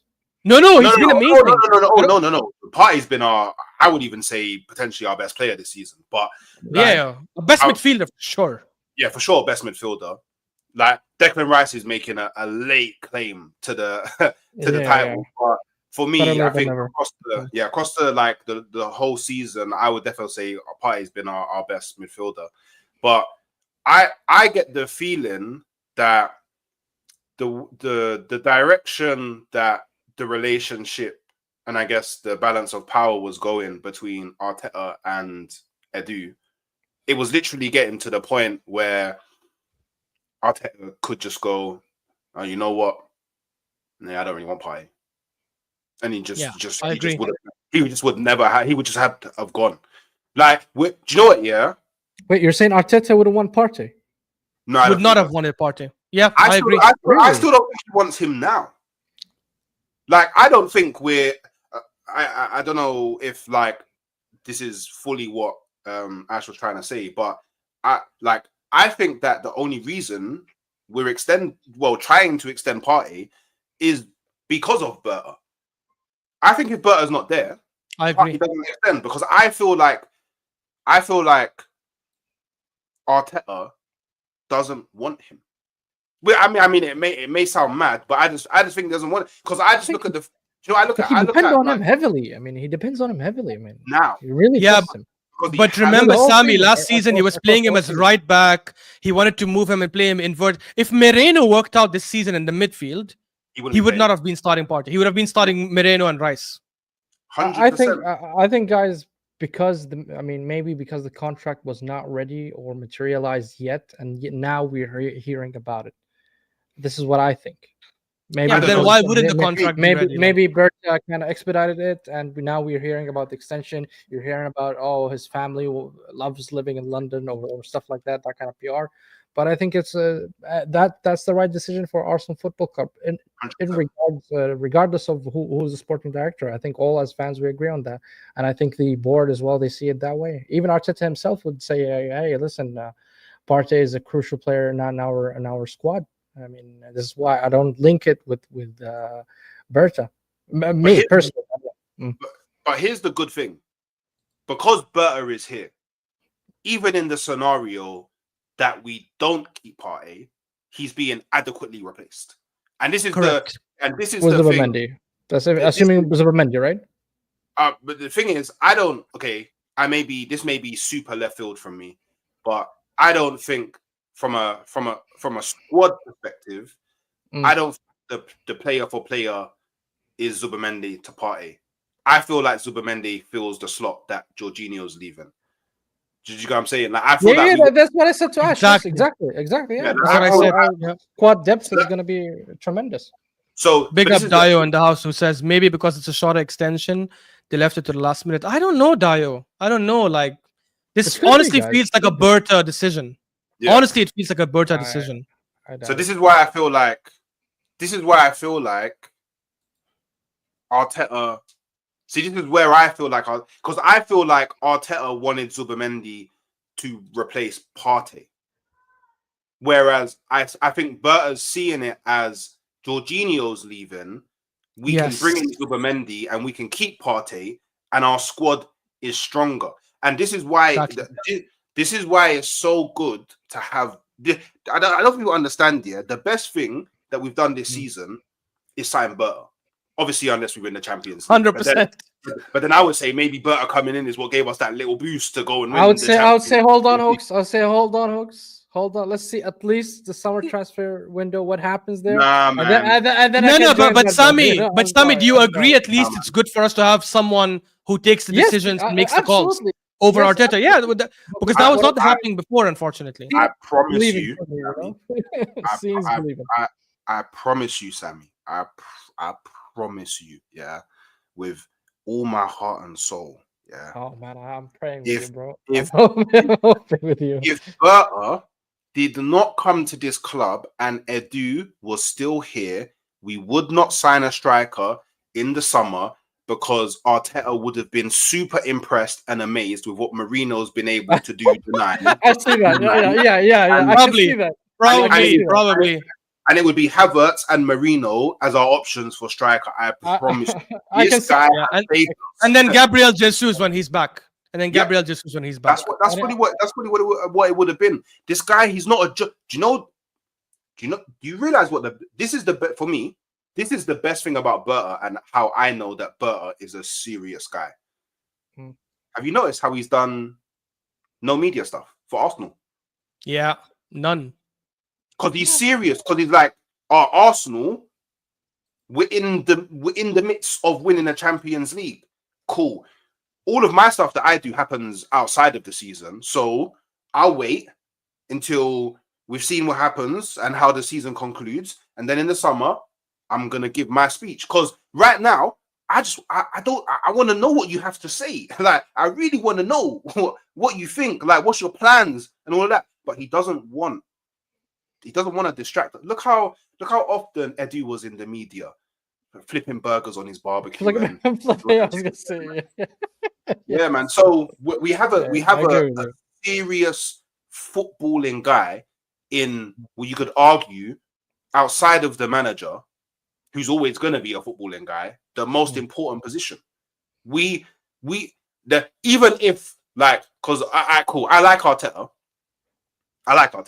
You know, I like his ideas. I like the quirky things that he does. I understand his coaching on a human level. That stuff is all cool to me.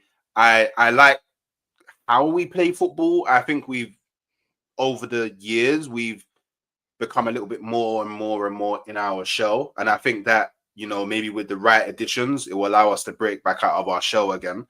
But my kind of threshold this season was win me a major.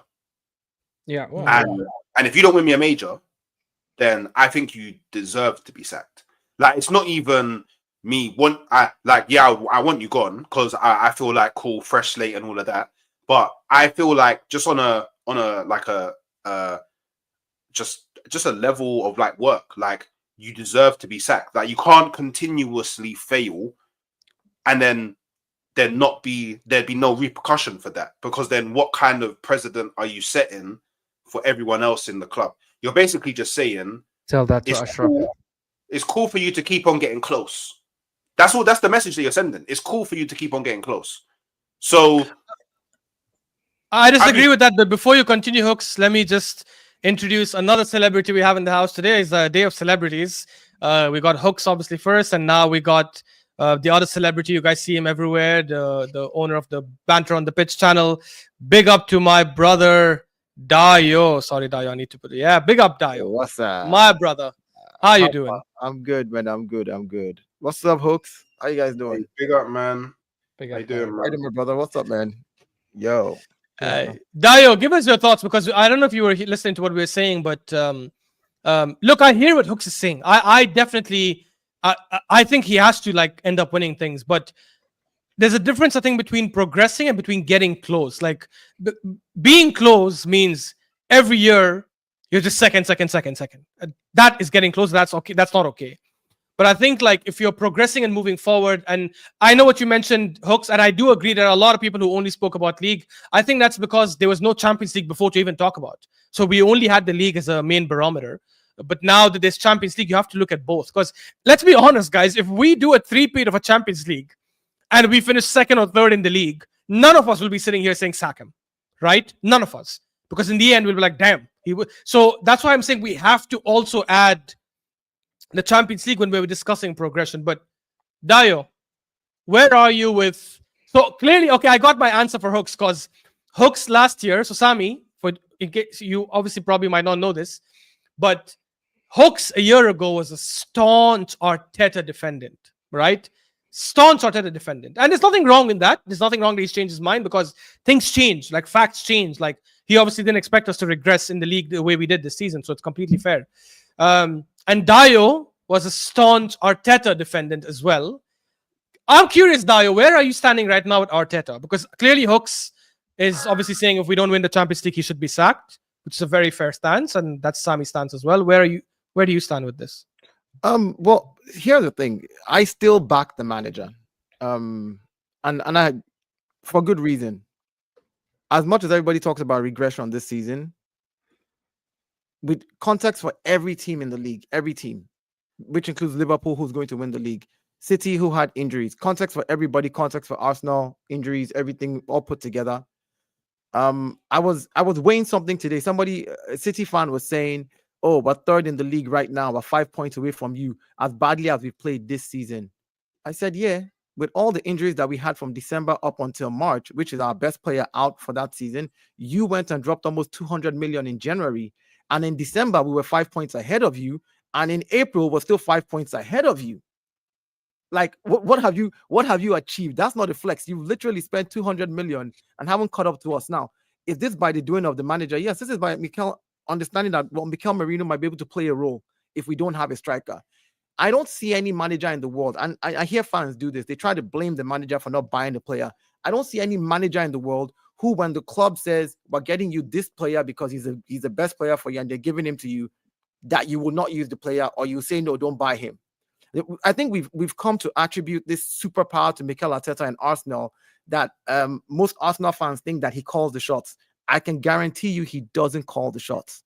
But Dayo, to push back on that, just to push back on that, do you not think that Yes, we all understand how business works, right? We all understand that if an owner comes to you and says, this is the max budget I have.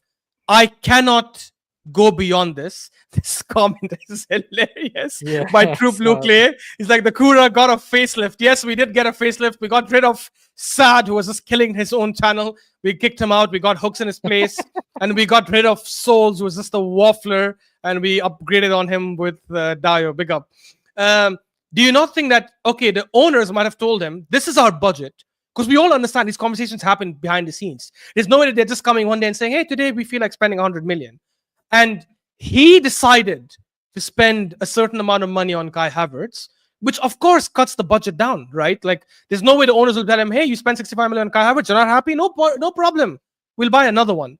Do you not feel like that is on him because he decided who to get with the budget he had? So again, this is another thing I'm going to say again. The manager could recommend a player, right? But he's not recommending one. I don't think Mikel Arteta said, this is who if you don't give me Kai Havertz, I don't want to coach again at Arsenal. That's not how it went down.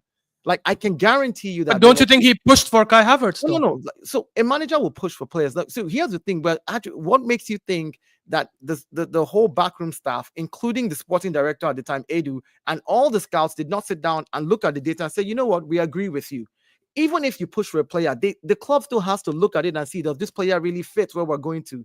And if everybody agrees with it, like, he's not the one signing the check and giving it to Chelsea. That's not coming out. He's not, but the guys signing the checks are trusting him because they're not football people. I know, but my point is, it takes more than just the manager to agree on the player. But Dio, don't you think he's green lighting those signings? Yes, you're right. Listen, Maybe you can green light all the players you want. The point is, it's not a solo decision, but we tend to isolate Arteta and blame players on him. Meanwhile, when you look at what these players have done, right, regardless of how we haven't won anything yet, which I agree, he needs to win something big to solidify his name. But with these same players, I think that with the disrespect that Arsenal is giving, oh, you have no world-class players, you're not good enough, Mikel Arteta is a fraud, blah, blah, blah. In all of this, everybody still wants validation from Arsenal. You see Liverpool fans today on Twitter screaming about, oh, get the guard of honor out, Arsenal. And I'm just laughing.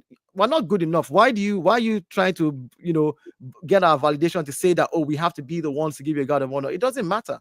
So for me, Arteta's role as a manager, what the team has become from 5 years ago, from 6 years ago, we know where we were 6-7 years ago. Let's be honest about it. They bullied us in the league. Anybody who played Arsenal, that we can get a result. Even us, the fans, 6-7 years ago, would watch a game, we're 3-0 up, would be panicking that, look, we know what, we might still lose this game. So as a manager, what he's been able to achieve with the players that he has, I give him that his flowers for that. As a club and the way we're being run, where decisions are being made to get certain players for certain prices, where you can get a better offer, I think that's where the work needs to be done. So with Berta, I think we now have somebody who has more experience, understands the mentality of winning. So even if Arteta says, I want a Kai Havertz type player, Berta can say, no, I think this player is a better player. Was that just me or did Dio lag out? Dio, you lagged out. You need to come back in. Look, I hear his point, but I still feel there he is. He's back. Which of you turned off my internet? That's it, bro. Hooks was not liking what you were saying. You've been waffling, Dio. You've been waffling. Hooks, I saw what you did. I saw you move really quick, like the flash. You went, I just disappeared, came back. Yeah, but okay.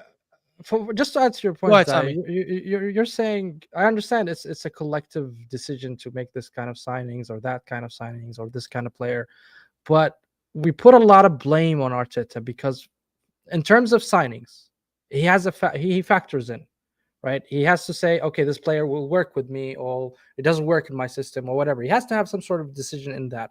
This is one. Number two, the results that he's doing, the results in terms of we're drawing to teams that we shouldn't be drawing to, like Brighton, like Aston Villa, and all that teams. We have 13 draws this season, Dio.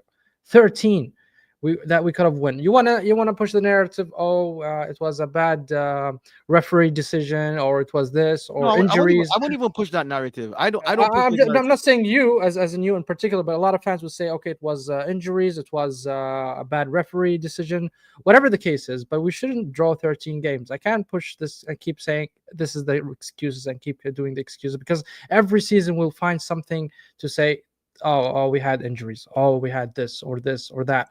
And this is where I blame Arteta, because he had enough time, like 5 years. He had enough resources. He could have signed other players than what we had, but he accepted those players, and now he needs to deliver. He needs to deliver. he does need to deliver. Yeah. Ash will tell you this. I even said at the beginning of the season that if Mikel Arteta won me a cup double, if he won the FA Cup and Carabao Cup, I still want a better manager. I look at Arsenal as a business. Regardless of what he wins me, I still want a better manager than him. If there's somebody else better than him, if he wins the Champions League, Agreed. there's somebody better than Mikel Arteta, I want that person, because that's how I look at it. If there's a player out there that is better than Bukayo Saka right now and is willing to come to Arsenal, and I can sell Saka, as much as I love my boy, I will sell him and get the better player. That's how I look at Arsenal. I don't have any sentiments to the manager or to nobody will argue that. No. Some do. Some will argue like they have their passion for the players and the employees of the club. Fanboys are different. Which I don't understand. My stance is just like, look, in as much as a manager can select and say, I want this player, there's a lot of work that goes in. I've done a lot of deep diving into Arsenal. I've been supporting this club for many years. I love this club. There's so many things I know about Arsenal in the back room that people are just like, okay, why do you go and learn about that? For example, we bought a company that does data scouting a few years ago, and that is part of the system in place to actually check the players and see which player suits what style we're trying to play. We actually bought the company. Initially, they had contracted for Arsenal a few times, and they finally bought it. So we actually have it as part of the conglomerate that Arsenal owns as a business, right? And those things are deployed when they're looking at players. So no matter what the manager wants, there's checks and balances to say, no, you know what, hey, eventually they all agree on the player. Now, can the manager force a player on the team? Because if he does and the player doesn't perform, that's one thing. Now, let's just say Kai Havertz comes back before the end of this season, and we get to the Champions League final, and he scores the winning goal for the Champions League final. Has Mikel Arteta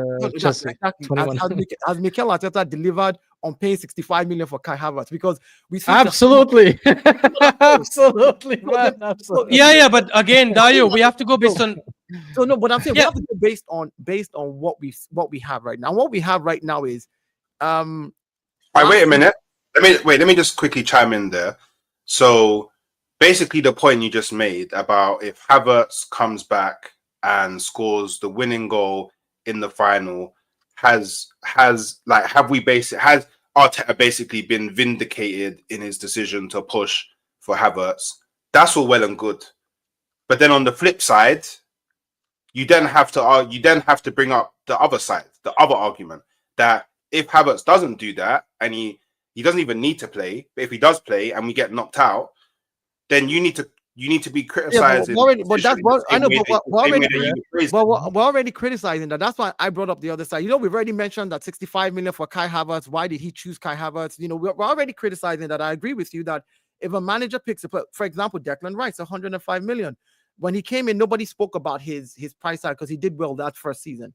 And the beginning of this season, we saw that he had dropped off in form, and people. But Dayo, they didn't speak about his price tag because he was incredible before we signed him. That's what I'm saying. I'm saying that he was incredible. He came to Arsenal. He was incredible at Arsenal. But I'm saying beginning of this season, when he wasn't as incredible as he was last season, you saw and started hearing the noises. What people are, see what you guys did. Look, 100. And I'm like, look, players have their ups and down times. Kai Havertz, for all he is not a striker. The fact that he put up the numbers he put up under Mikel Arteta, we brought him to replace. But then what is he? If he's not a striker, what is he then? He's not a midfielder. He's not a winger. Well, he whatever his role is that the manager. Whatever his role is. What do you mean? Listen. Again, I'm going to say this. Listen, I'm not a manager. I didn't take the UEFA classes. I didn't take the FIFA classes. I'm not licensed. I don't know the terminologies. I don't go pretend to be like, oh, Dayo, you don't need to. A lot of fans know better than these people who have badges. Where would you? Where would you play him? I'll play him as a second striker. I'll play him off a striker. I think the absence of a striker in Arsenal is why Kai Havertz looks the way he looks in the team. And again, with that said, last season he gave us a 20 GA as a second striker. If I had a main striker and he's a second striker giving me 20 GA, what else am I asking my second striker to give me? Like, what else are you asking? 20 GA from your second striker is good enough for the season. But we played him as our main striker. So my point is the absence of a striker in Arsenal is the reason Kai Havertz looks as bad as he looks. Every time we've had a proper striker on the pitch, or even when he played at Bayern Leverkusen, you would see that he was more effective when there was somebody who was a striker who defenders would run off to. And because he knew how to make runs into the box, he arrived in there, he scored some goals, he assisted in goals. But because we've not had a proper striker, Gabriel Jesus is not a proper striker. Let's be realistic about it. We thought he was, but he is not. And that is on Mikel Arteta as well. No, he is a striker. He's just not a good enough striker. But He's just look, not a before good we enough. touch on that, obviously big up Hooks who needs to leave. Hooks, thank you so much for coming in. Guys, don't forget to like and subscribe. I think someone already posted his link, but if someone can just post it again, so I can put it on the screen. Make sure you guys give him a like and subscribe. He's doing amazing content, and channel is growing. He does a lot of shows with George as well. Very interesting. He's on TikTok. He's on TikTok. Go look for Hooks on TikTok. You guys. Oh, I didn't know that. I'm not on TikTok, so I didn't know that. This Damn. guy, his content is my TikTok content. That's the only person that I honestly, yeah, literally the only person on TikTok that I have you on like notification. Like, Hooks is what is he saying today? Let me come out here. And it's always you see this. You see, when he starts, I say, hell yeah, turn it on. Gang. Nah, it is My very elite God. content. And his stuff with George is really funny. Like, I work with George and Wolfie once a week. And guys, I'm telling you, that's the most difficult stream to go through.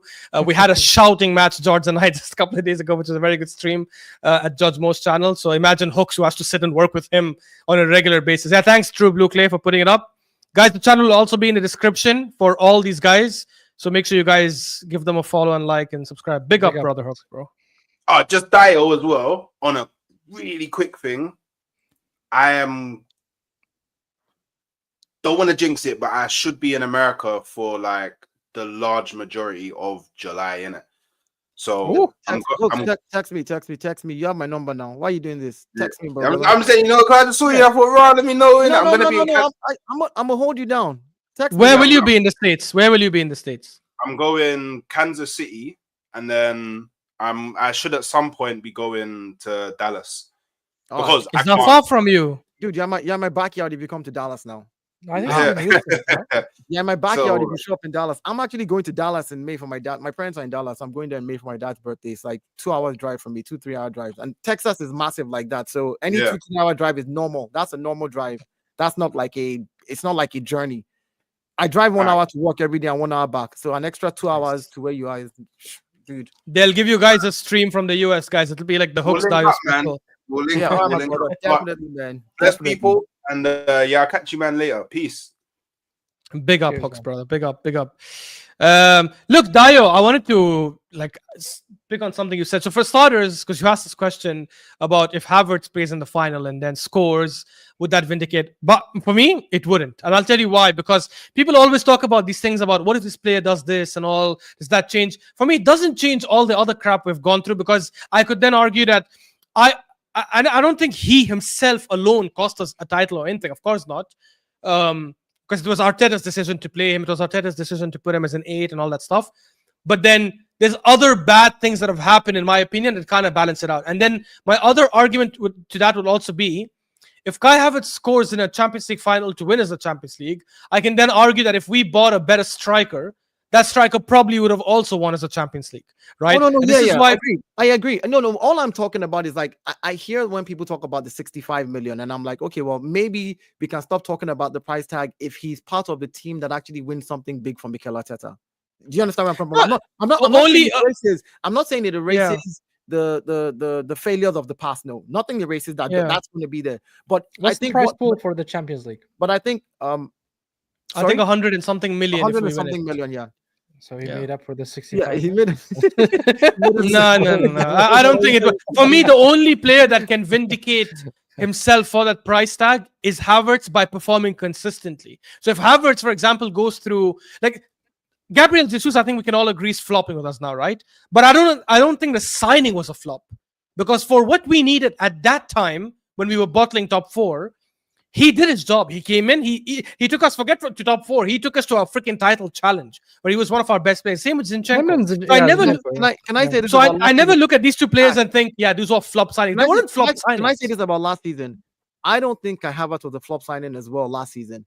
I think that the games I that think we he lost, was. no, I'll tell you this: the games that we lost because in the last 18 games of the season, starting from January, Kai Havertz scored in about 16 games of those. Kai Havertz played his role. The games where he did not score, again, the games where he did not score, I will hold Mikel Arteta responsible. Where he played him in the midfield against Aston Villa instead of up front where he had been performing. Yeah, I remember that was game. not on Kai Havertz. That was on the That manager. cost us the league. Yeah, that cost us the league. So the manager cost us the league in that respect because the player himself showed up.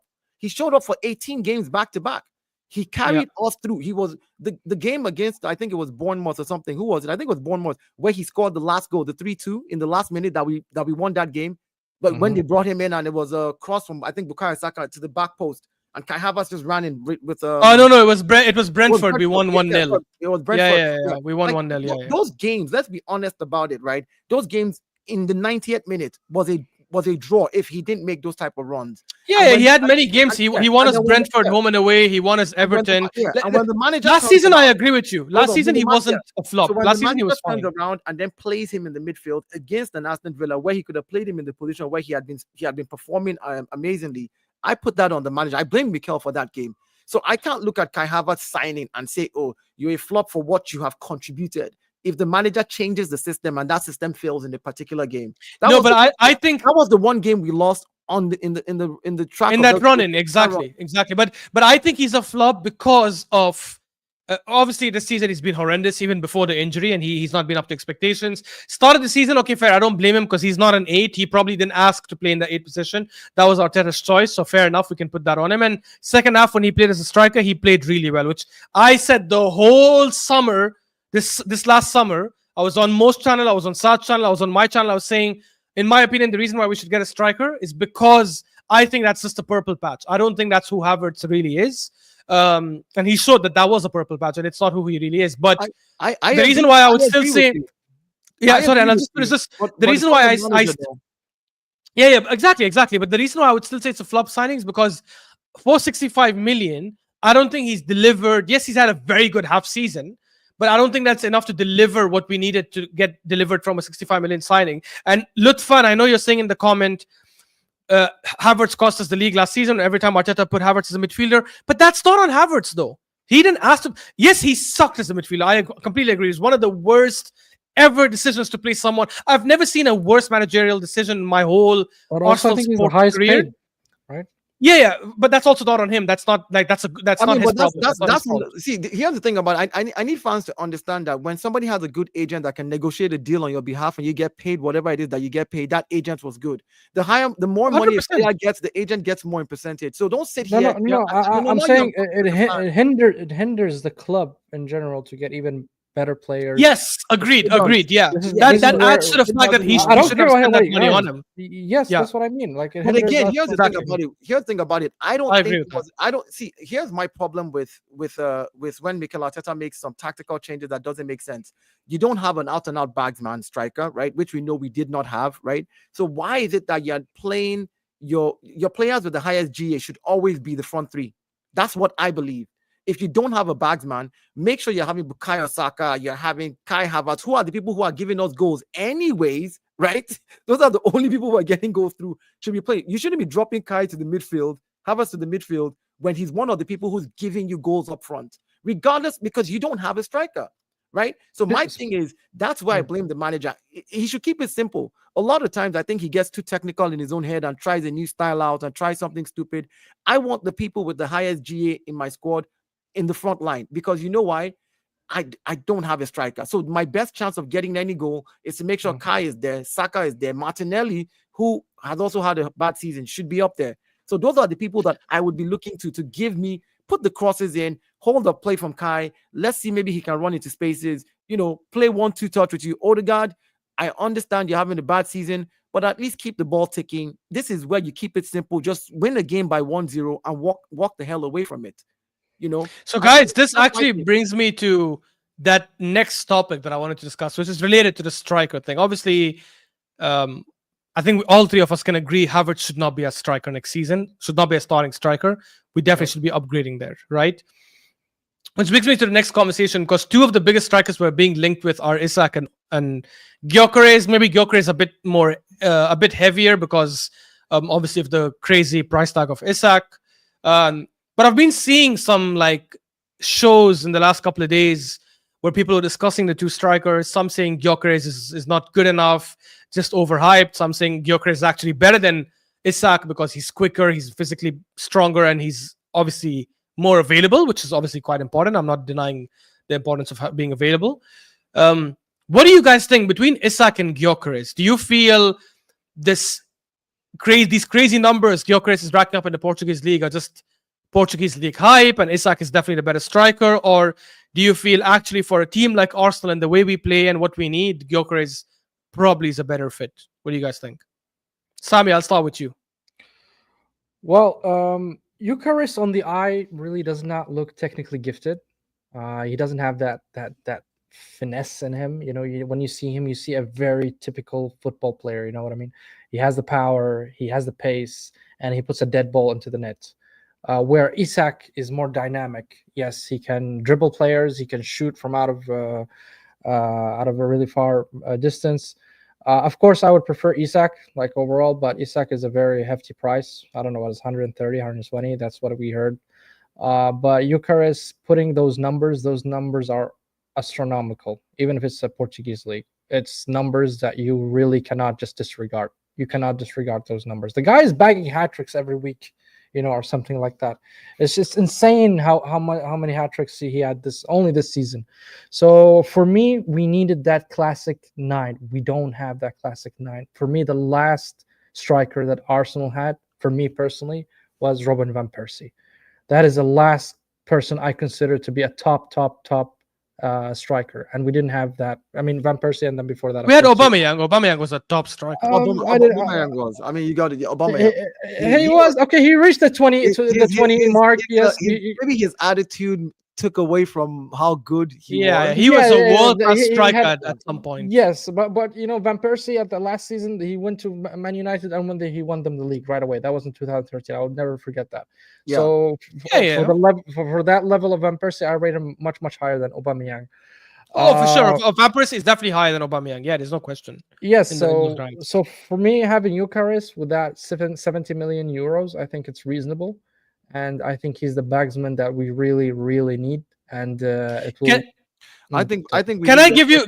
Can I? Sorry, Dayo, before you go, can I give you guys stats, and then Dayo, maybe you can come in and give me your opinion on it, because I know you mentioned, Sami, the numbers are astronomical. You cannot ignore them. I'm gonna read out to you guys the top scorers of the Portuguese league since 2016-2017.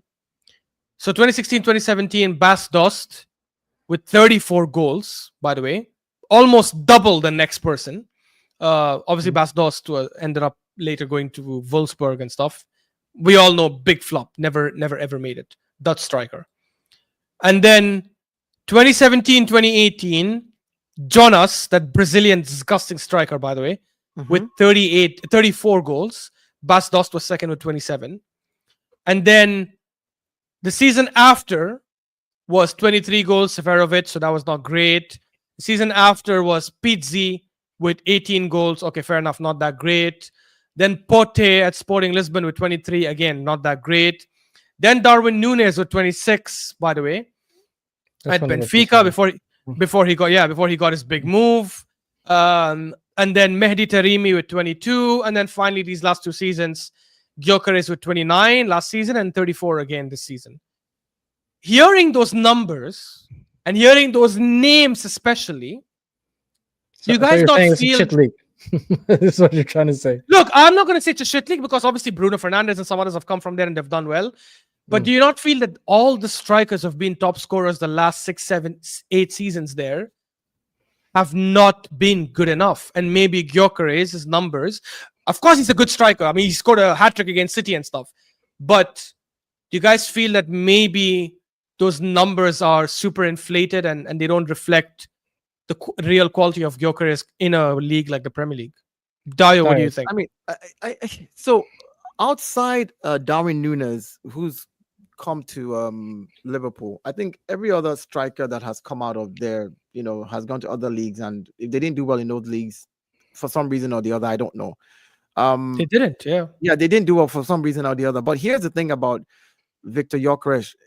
I think that for the way Arsenal plays and the presence that we need in the box, I think that's a player that can actually do the job. At this stage, I'm not even looking for fancy finesse football from Arsenal anymore. I know we can do that. I know we can play good football. I'm looking for a team that is just solid, pragmatic. Get the ball, get your half chances, score them, Efficient. lock up shop, let's go. At this stage, I think we've done enough to now just forget this whole project and just be like, put in the right key people.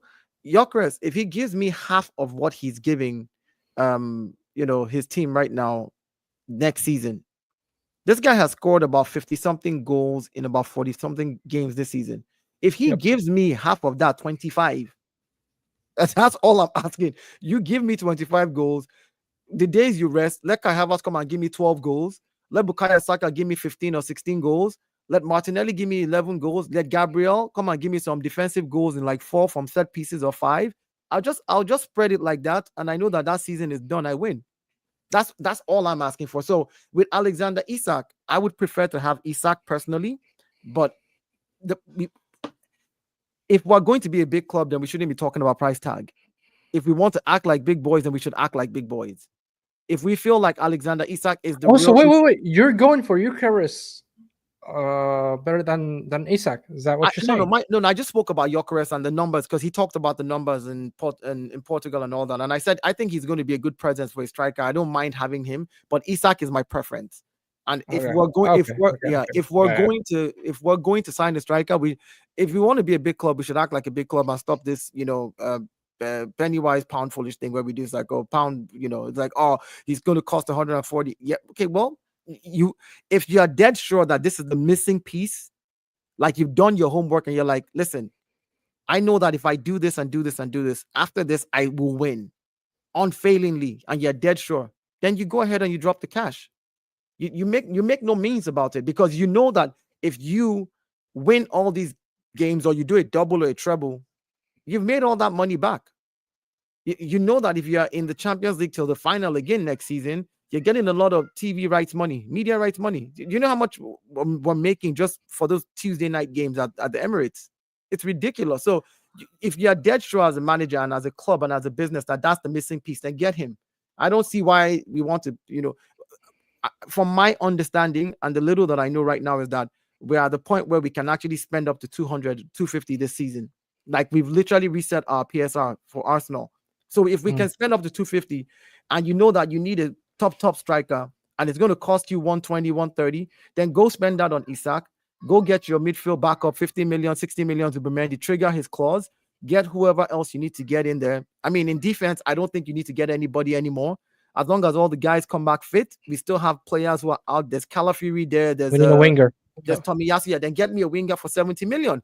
And I'd only get defenders if we lose a center back or something. Even if we lose Zinchenko and Tierney, I wouldn't replace them. Yeah, because right now, if we lose Tierney and Zinchenko, we still have enough defenders as long as they're not injured to actually do a job. So go get me a winger, get me back up in midfield, because for me, I want to keep Thomas Partey as the next Jorginho. I'll move Jorginho on. Thomas Partey then I'll bring in a younger DM, because I now have Declan playing in the 8 and also playing as the 8 and Mikel Merino, for what is worth, every single thing that everybody said, I have to give kudos to Mikel Arteta for figuring out that this guy can play up front when we did not have a striker. It takes a manager with an eye to notice that in training and say, look here, you can do the business here. Just do desperation. Oh, no. But here's the thing. That's desperation, but telling the player what to do. Mikel Merino said in an interview when they asked him, like, how did you know you could play up here? He says, the managers told me do the simple things, find the spaces, you're technically gifted at shooting, and do that in training and come do it in the game. And we tried it in training, it worked, and it worked in the games. And he could have played someone else. He could have played Sterling up top, who's played there before. You have to give credit to Mikel Arteta for what Moreno is doing, to be honest, because nobody saw that coming. No one saw that coming. Everyone thought we didn't sign a striker in the summer. Nobody's going to be able to get in goals. And Moreno's numbers are exactly what you would expect from another striker coming in Jan anyways. Right? He's got, since he started playing as a striker for us, he's got 7 goals in 10 games. He's got 10 GA in 12 games. Yeah, right. That's exactly what I would want from my striker: 7 goals and 3 assists. So you have to. I will give Arteta credit there. That is a good. I would argue that is probably better than us signing Watkins, because Watkins in the same period has less GA than Moreno. So I would probably argue that actually Moreno has done better than what I would have expected Watkins to come in and do. So in that regards, I will hold my hands up. That's definitely a good move. And so Isak for me would be the guy that I'd go for. The only reason I say Isak is this, based off again what Ashraf has just said again earlier about Portuguese strikers. We've seen in the last 8 seasons, every time they've left that place, they've just not performed wherever they've gone to. Now that scares me now, knowing that as a fact. I just heard that from you today. If it was money, I'd have said, okay, let's not spend money, let's get Gyokeres. But I say Arsenal is a big club, then behave like a big club. Go spend the money on Isak, who is prem proven, who has showed us that he can destroy teams, and he showed it to us as well when they played against us. So we need somebody who's in that pump like that, who's already in the Premier League. And if that's what it costs, that's what it costs, man. So yeah, Isak for me would be the person I'd go for. Yeah, look, I hear you. I definitely would pick Isak over Gyokeres, even though, yes, Gyokeres might have attributes that help us. He's obviously physically strong. He's good in the air. He's an elite penalty taker. People mention his penalties as if that's a bad thing. I think that's a good thing because we need a specialized penalty taker because I don't think we have a single quality penalty taker. He's got decent pace. I don't think he's electric like that, but he's quick enough to beat most defenders. So yes, he has very, very good attributes. I'll give him that, but I just think Isak is at a different level. I think Isak is the best striker in the world, in my opinion. To the point where I'd actually argue that he's better off not joining Arsenal. He's better off joining a club like Barcelona. And I've said it before because I think at Barcelona, with Rafinha and Yamal beside him, especially with Lewandowski getting older, and eventually they're gonna move on past him.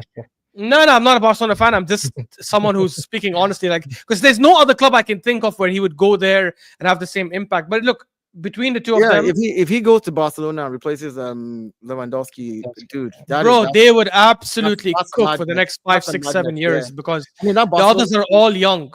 Yeah, exactly. The others are all young, so they'll have time. That Barcelona team right now it's such an amazing team, the way they play. And look, honestly, I think Isak is at a different elite kind of caliber. I genuinely think he if he makes that right move, even if he comes to Arsenal and if he stays I think fit, he definitely, there's a concern. 100%. If he has, but the reality is where Gyokeres' fitness record is much better than him. That's true, but then Sami Haaland's record before joining City was horrendous for injuries. But I don't know if you guys know that. For Dortmund, he missed many games. He's come to City and look at him. He's been fit. So it all depends, to be honest. I think Thomas Partey at Atletico. His fitness amazing record was 100 record, 100%. Never got injured. Comes to Arsenal and boom, suddenly. Exactly. The issue of fitness, I would say, look, my thing is when the player is fit, give me produce the goods. Bukayo Saka was out for 3 months, comes back into the game, first game, boom, bam. Thank you, sir. Against Real Madrid, cook. That's what I'm asking, like, because it's a team sport. And again, I know people to say I like to do Arteta in Arteta, and I like Arteta, yes. But you have to give a man. Big up T, yes, we got Dio in. Big up. What's up, TKA? How you doing, man? You have to give kudos to the manager where kudos is, due. We didn't have a deep squad. We did not have a deep squad at all. To do what he has done, I'm not giving excuses. Look, if he had been given all the tools, if we had a striker, we had a bigger squad, and was second and struggling, just kick him out halfway through the season. I don't care. You can't give somebody all that they need. Like for me, I hear Arsenal fans berate the players. Oh, this player is not good enough. He's not good enough. But then you're not saying the manager is not producing. If he's not good enough, what do you want him to produce with the player that you say is not good enough? Yeah, I think that's ridiculous. I think our players are fantastic. Anyone who's saying our players are not good enough, you're just lying to yourself. But then, look, guys, before we end this, I wanted to ask you guys this, so we can end on that then, because this also relates to Gyokeres and Isak. If you guys had the option of signing Isak and no left winger, so we keep Trossard at Martinelli for next season, or we sign Gyokeres and get a quality left winger, whoever the quality left winger is, as long as it's someone reasonable who's available, what would you guys go for? Because I genuinely think that is a plausible scenario that we could face, right? Because we are not the club. I don't think we spend 120 million on Isak and then spend another 80 million or 70 million on a top quality player. So what would you guys pick in that scenario? I just had a brain aneurysm. I was just like, oh my god, Ashraf, why would you do this to me? Yeah, man. We have to. Hey, that's what And T's already given us his answer. So T says the second option, which by the way, T, I don't think that's a bad shout. I do think the second option. As a I'll give you reasonable- guys my answer. I would probably go the second one. Yeah. Yeah. Me too. As- me too. As a reasonable businessman, yeah, I'll go for a second option. Gyokeres will still give me goals, and I'll get the left winger as well. Because then I solidify my team across the board and not just in one position.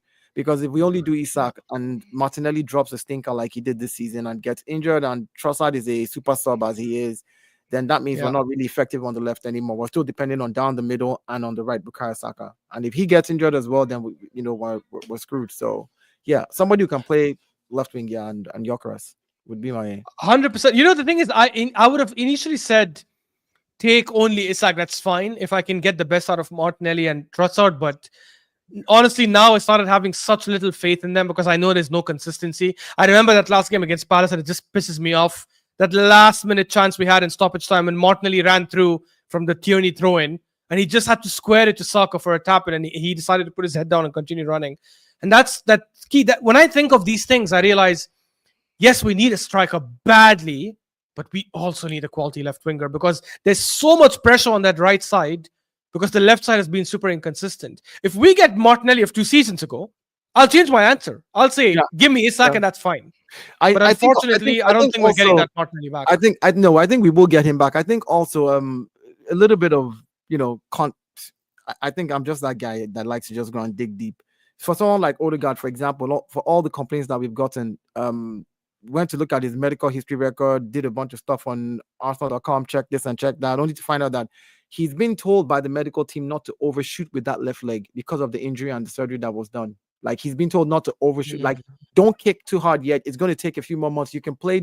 So I think he's playing with a lot of caution. But that shouldn't be in the Champions League. Champions Don't League give him that leeway. No. I'm not giving him. Hear me out. I'm not giving him any leeway out. I'm saying if that is the reason, then don't play him. Do you understand what I'm saying? Like, that's how I would. Agreed. Yes. I'll play Ethan in one area and just be like, Yes. look, you know what? Yes. But again, this is where it's on the manager, because the player himself as well. And Mikel Arteta said it. He said it about what's his name again? Where he said, if I had played it was Gabriel when Gabriel first got injured at the beginning of season. He said Gabriel was saying, I'm ready to play. And he said, if I had played him and he got injured, remember, I he would have been out for at least 3 or 4 months. So we had to keep him for another 3 games before we brought him back, just to keep to protect the player. But if you want to protect the player, then protect the player. Play somebody else. You know. I will say this though, the only way I'll disagree with that is in the Champions League, like in the semi-finals and finals. I think, and I'm sorry, this might sound super harsh and inhumane of me, but I think regardless of the pain you have, if you can play on the pitch, play through it and put 110%. I remember Ramos in the final took painkillers to make sure he doesn't miss it. And I think that's when he scored the equalizing goal against Atletico, and they went on to win it in extra time. So I when it comes to these I agree with league. Yes, fair enough. Don't risk it, blah, blah, blah. But when it comes to the Champions League, Champions League semis and finals, I think you've got to play through the pain and push and shoot and do everything you need to do. You know what it is? I expect that this is because at this stage of the Champions League, anybody can win it. So I think we were in a good position here for Mikel Arteta and the boys to just calm their nerves, calm their mindset, go into the game and play to your strength. Defensively, we're more solid. I think Saliba needs to take a chill pill and relax. 2 games back to back now, we've seen him make some errors, and I think that's becoming like the overconfident. The errors he's making is from a confidence standpoint. You see it in his face. He's like, I'm good. I got the ball. I received it, without actually scanning first, and then he gets pressed on. You know, so he's got the. It's arrogance. I was saying it. It's just overconfidence because I think we were comfortable in both games. Yeah. So I think we need to. Those are things that but the Real one, he didn't see Vinny Jr. Man. It's but at the same time, I genuinely think that's over because we had just scored and made it 4-0 on aggregate. So that overconfidence and cockiness came because when you don't scan that league, I want you to dribble him or anything like that. I won't call it cockiness. I'll call it confidence, because you should be confident when you score. Like, you should be, but the thing but you shouldn't be overconfident, Dio. Yeah, you shouldn't. That's a killer, especially as a centre back. You can never be overconfident as a centre back because you could have the best game of your life, and he was having an amazing game that game against Madrid. But that one mistake overshadows everything. Now, luckily, we were 4-0 up. But imagine if we were 2-0 up or 3-0 up, and that goal came in. That could have changed the whole story. I think if we were 1-0 up, that level of confidence would not be the same. It will be more focused. I think That's what I told Sammy earlier. That's what I told Sammy earlier. Yeah. But that's fair. This is where the maturity comes in and the player learns over time. Yeah. William Saliba is 23. I mean, some of us don't realize that. 100%. These guys are. And look, guys, this is why also our guys should not be arrogant because PSG just got slapped up at home. They got dominated. Not dominated. Actually, to be honest, they dominated the game. If I read to you guys the stats, it's scary. They just lost 3-1 at home. And listen to this. They had 76% possession, 2.78 XG to 0.96 for Nice. Sorry, I don't know what the hell is this crap. Wow. Sorry. 1 second, because this 2.78 XG to 0.96, 32 shots to 7, 13 shots on target to 3, 9. Listen to this, 9 big chances created to 4. And by the way, it's not a lie. I was watching the game. I thought they had 10 or 15, but it says 9. 17 corners to 0 for Nice. What are we doing here? What are we doing here? Bro, they destroyed them. Their keeper, by the way, in stoppage time, pulled 3 phenomenal saves.